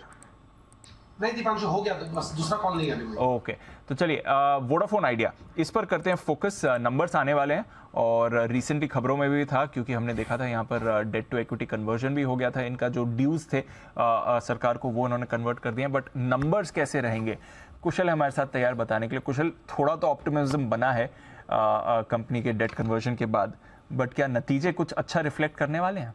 नहीं दीपांशु, और नतीजे से ज़्यादा मैं आपको ये बात कहूँ कि लव मी हेट मी भी इसका होने वाला था, तो मैं तो हेट मी की कैटेगरी में ही आता, क्योंकि कहीं ना कहीं जिस तरह से नंबर्स मेरे को दिख रहे हैं क्वार्टर ऑन क्वार्टर बेसिस पर ऑलमोस्ट फ्लैट है, हार्डली वहाँ पर बदलाव आपको देखने को मिलेगा। आय के लिहाज से 10,614 करोड़ था, इस बारी 10,650 करोड़ रुपए। यहाँ पर ये एक्सपेक्टेशन है क्वार्टर ऑन क्वार्टर बेसिस पर। साथ ही कामकाजी मुनाफा एग्जैक्टली फ्लैट रहने का अनुमान है 4,097 करोड़ रुपए पर। मार्जिन 38.5%, 38.6% ऐसे ही लेवल्स रह सकते हैं। और साथ ही अगर आप घाटा देखें कंपनी का, तो वो भी ऑलमोस्ट इक्वल लेवल पर हो सकता है कि आपको करीबन 150 करोड़ रुपए का घाटा यहाँ पर कम होता हुआ नजर आए। आरपू जहाँ तक बात है, ये एक थोड़ा सा अच्छा पॉजिटिव मूव हो सकता है। हालांकि अन्य कंपनियों ने भी 2 से 2.5% के गेन्स हम एक्सपेक्ट करके चल रहे थे, तो यहाँ पर भी 2.3% के गेन्स एक्सपेक्टेड है। 134 रुपए पर कंपनी अपना आरपू कर सकती है। तो एक चीज़ और आपको देखनी है कि यहाँ पर खासकर जो पूंजी निवेश पर हम लगातार कहते आ रहे हैं कि इनका अभी तक भी इस पर अपडेट नहीं आया है, तो फाइनली हो सकता है कि इस क्वार्टर में ये अपडेट आता हुआ दिखे, क्योंकि सरकार की तरफ से ये ओके हो गया है कि डेट टू इक्विटी कन्वर्जन उनकी तरफ से हो गया है। तो अब देखना होगा प्रमोटर्स या फिर अन्य जो इन्वेस्टर्स हैं उनकी तरफ से इंटरेस्ट कंपनी में फर्दर बनता है या नहीं। चलिए, वोडाफोन आइडिया फोकस है, बट आप कह रहे तिमाही आधार पर कुछ ज़्यादा इम्प्रूवमेंट नहीं, बिल्कुल भी बदलाव नहीं हो सकता है। और यहाँ पर तो काफ़ी सरप्राइजिंग था, अभी तक जितने भी प्रीव्यूज बनाए थोड़ा सा भी चेंज इसमें बिल्कुल भी हमें नहीं देखने को मिला है। वैसे सब्सक्राइबर लॉस तो लगा, subscriber 6 million net subscriber loss हम एक्सपेक्ट करके चल रहे हैं। उसके बावजूद नंबर से स्टेबल रहे। हाँ, क्योंकि प्रीमियम प्लान्स कहीं ना कहीं उसका फायदा इनका मिलता हुआ दिखा है, इसीलिए आरपू हम कह रहे हैं कि 2.5% के गेन्स। चलिए, तो एक तरह से तो पॉजिटिव ही मान लिया। अगर 60 लाख सब्सक्राइबर्स लूज करें और फिर भी नंबर्स इनके ठीक ही रहने वाले हैं, तो फिर तो बेहतर ही परफॉर्मेंस रहनी चाहिए। पर चलिए, वोडाफोन आइडिया बहुचर्चित स्टॉक, पिछले हफ्ते काफी एक्शन भी था, इस पर रहेगी नजर। आइए फिर क्लोजिंग की तरफ बढ़ते हैं और इवेंटफुल डे रहा है। फाइनली थोड़ा एक्शन आपने देखा है, हल्का रेंज से बाजार ऊपर भी आते हुए दिख रहा है और अब आप 17,900 के ऊपर की क्लोजिंग के लिए तैयार हो रहे हैं निफ्टी पर। और बैंक निफ्टी भी जो 41,600 650 के लेवल की हम बात कर रहे हैं लगातार, वहां पर आपको क्लोजिंग दिखने वाली है। डेज हाई पर बाजार बंद होते दिख रहे हैं, तो अच्छे फैक्टर्स हैं। 61,000 का लेवल सेंसेक्स ने भी रिक्लेम किया है। आईटी और कंजम्पशन यहां से आपको सबसे ज्यादा सपोर्ट मिला है, तो आईटीसी 3% ऊपर ये काउंटर था, यहां पर अच्छी मूव आई है आपके लिए। हम सुबह से देख रहे हैं Wipro, HCL tech, Infy, TCS, tech Mahindra, यहां पर खरीदारी है। और फिर आपके बैंकिंग और बाकी दिग्गज आते हुए दिखे, तो रिलायंस इंडस्ट्रीज 2.5% ऊपर था। ICICI, Axis, SBI, HDFC bank, HDFC limited, Bajaj finance, Bajaj Finserv, इन सभी दिग्गज फाइनेंशियल शेयर्स में भी आपको खरीदारी दिखी है, जिसकी वजह से बाजार को सहारा मिला है। यूपीएल टॉप गेनर है आज का निफ्टी का 3.5% ऊपर। अदानी एंटरप्राइजेज और पोर्ट्स में भी आपने अच्छी खरीदारी आज देखी है। इसके साथ ही मूवमेंट आया भारतीय एयरटेल में, एमएनएम भी एक्शन में रहा है, जेएसडब्ल्यू स्टील, डिवीज, सिप्ला, यहां पर भी पॉजिटिव मोमेंटम था। बट अपोलो हॉस्पिटल्स यहां पर आपने 2.5% की कमजोरी देखी है। आयशर मोटर्स नतीजों के बाद ये भी सुस्त, 2.25% नीचे। ग्रासिम खराब नतीजे, 1% का कट यहां पर भी आ रहा है। बीपीसीएल, एनटीपीसी, टाइटन कल की तेजी के बाद आज मुनाफा वसूली। कोल इंडिया, अल्ट्राटेक, हीरो मोटो, एशियन पेंट, सन फार्मा और एचडीएफसी लाइफ, यहां पर भी आपने कमजोरी बनती हुई देखी। वायदा कारोबार और यहां पर काफी एक्साइटिंग एक्शन था कई सारे काउंटर्स में। सिटी यूनियन बैंक कल 15% टूटने के बाद आज 2-2.5% का रीबाउंड। ग्लेनमार्क फार्मा 2% ऊपर रहा। बैंक ऑफ बड़ौदा में आपने पॉजिटिव एक्शन देखा है। पीएफसी ये भी खरीदारी दिखा रहा था। अतुल लिमिटेड, वेदांता, इंडस टावर्स, पीएनबी, इन्फो एज 10% टूटने के बाद आज 1.5% का रीबाउंड इसमें भी। और टाटा कॉम अभी थोड़ी देर पहले इस पर एक स्पाइक भी आपको बनते हुए दिखा। वीकनेस नवीन फ्लोरिन 4% नीचे था ये काउंटर, 3.5%, 3% का कट इंडिया बुल्स हाउसिंग में है। बालकृष्ण इंडस्ट्रीज लगातार दूसरे दिन कमजोर, कल हमने देखा था नतीजों के बाद भी टूटा था ये काउंटर। इप्का लैबोरेटरीज यहां पर भी वीकनेस रही। Godrej properties, Gujarat gas, NMDC, max financial, Ambuja cement, pi industries और जुबिलेंट फूड, यहां पर भी आपने कमजोरी देखी है। कैश के भी कई सारे काउंटर्स थे जहां पर आपको मूवमेंट दिखा है।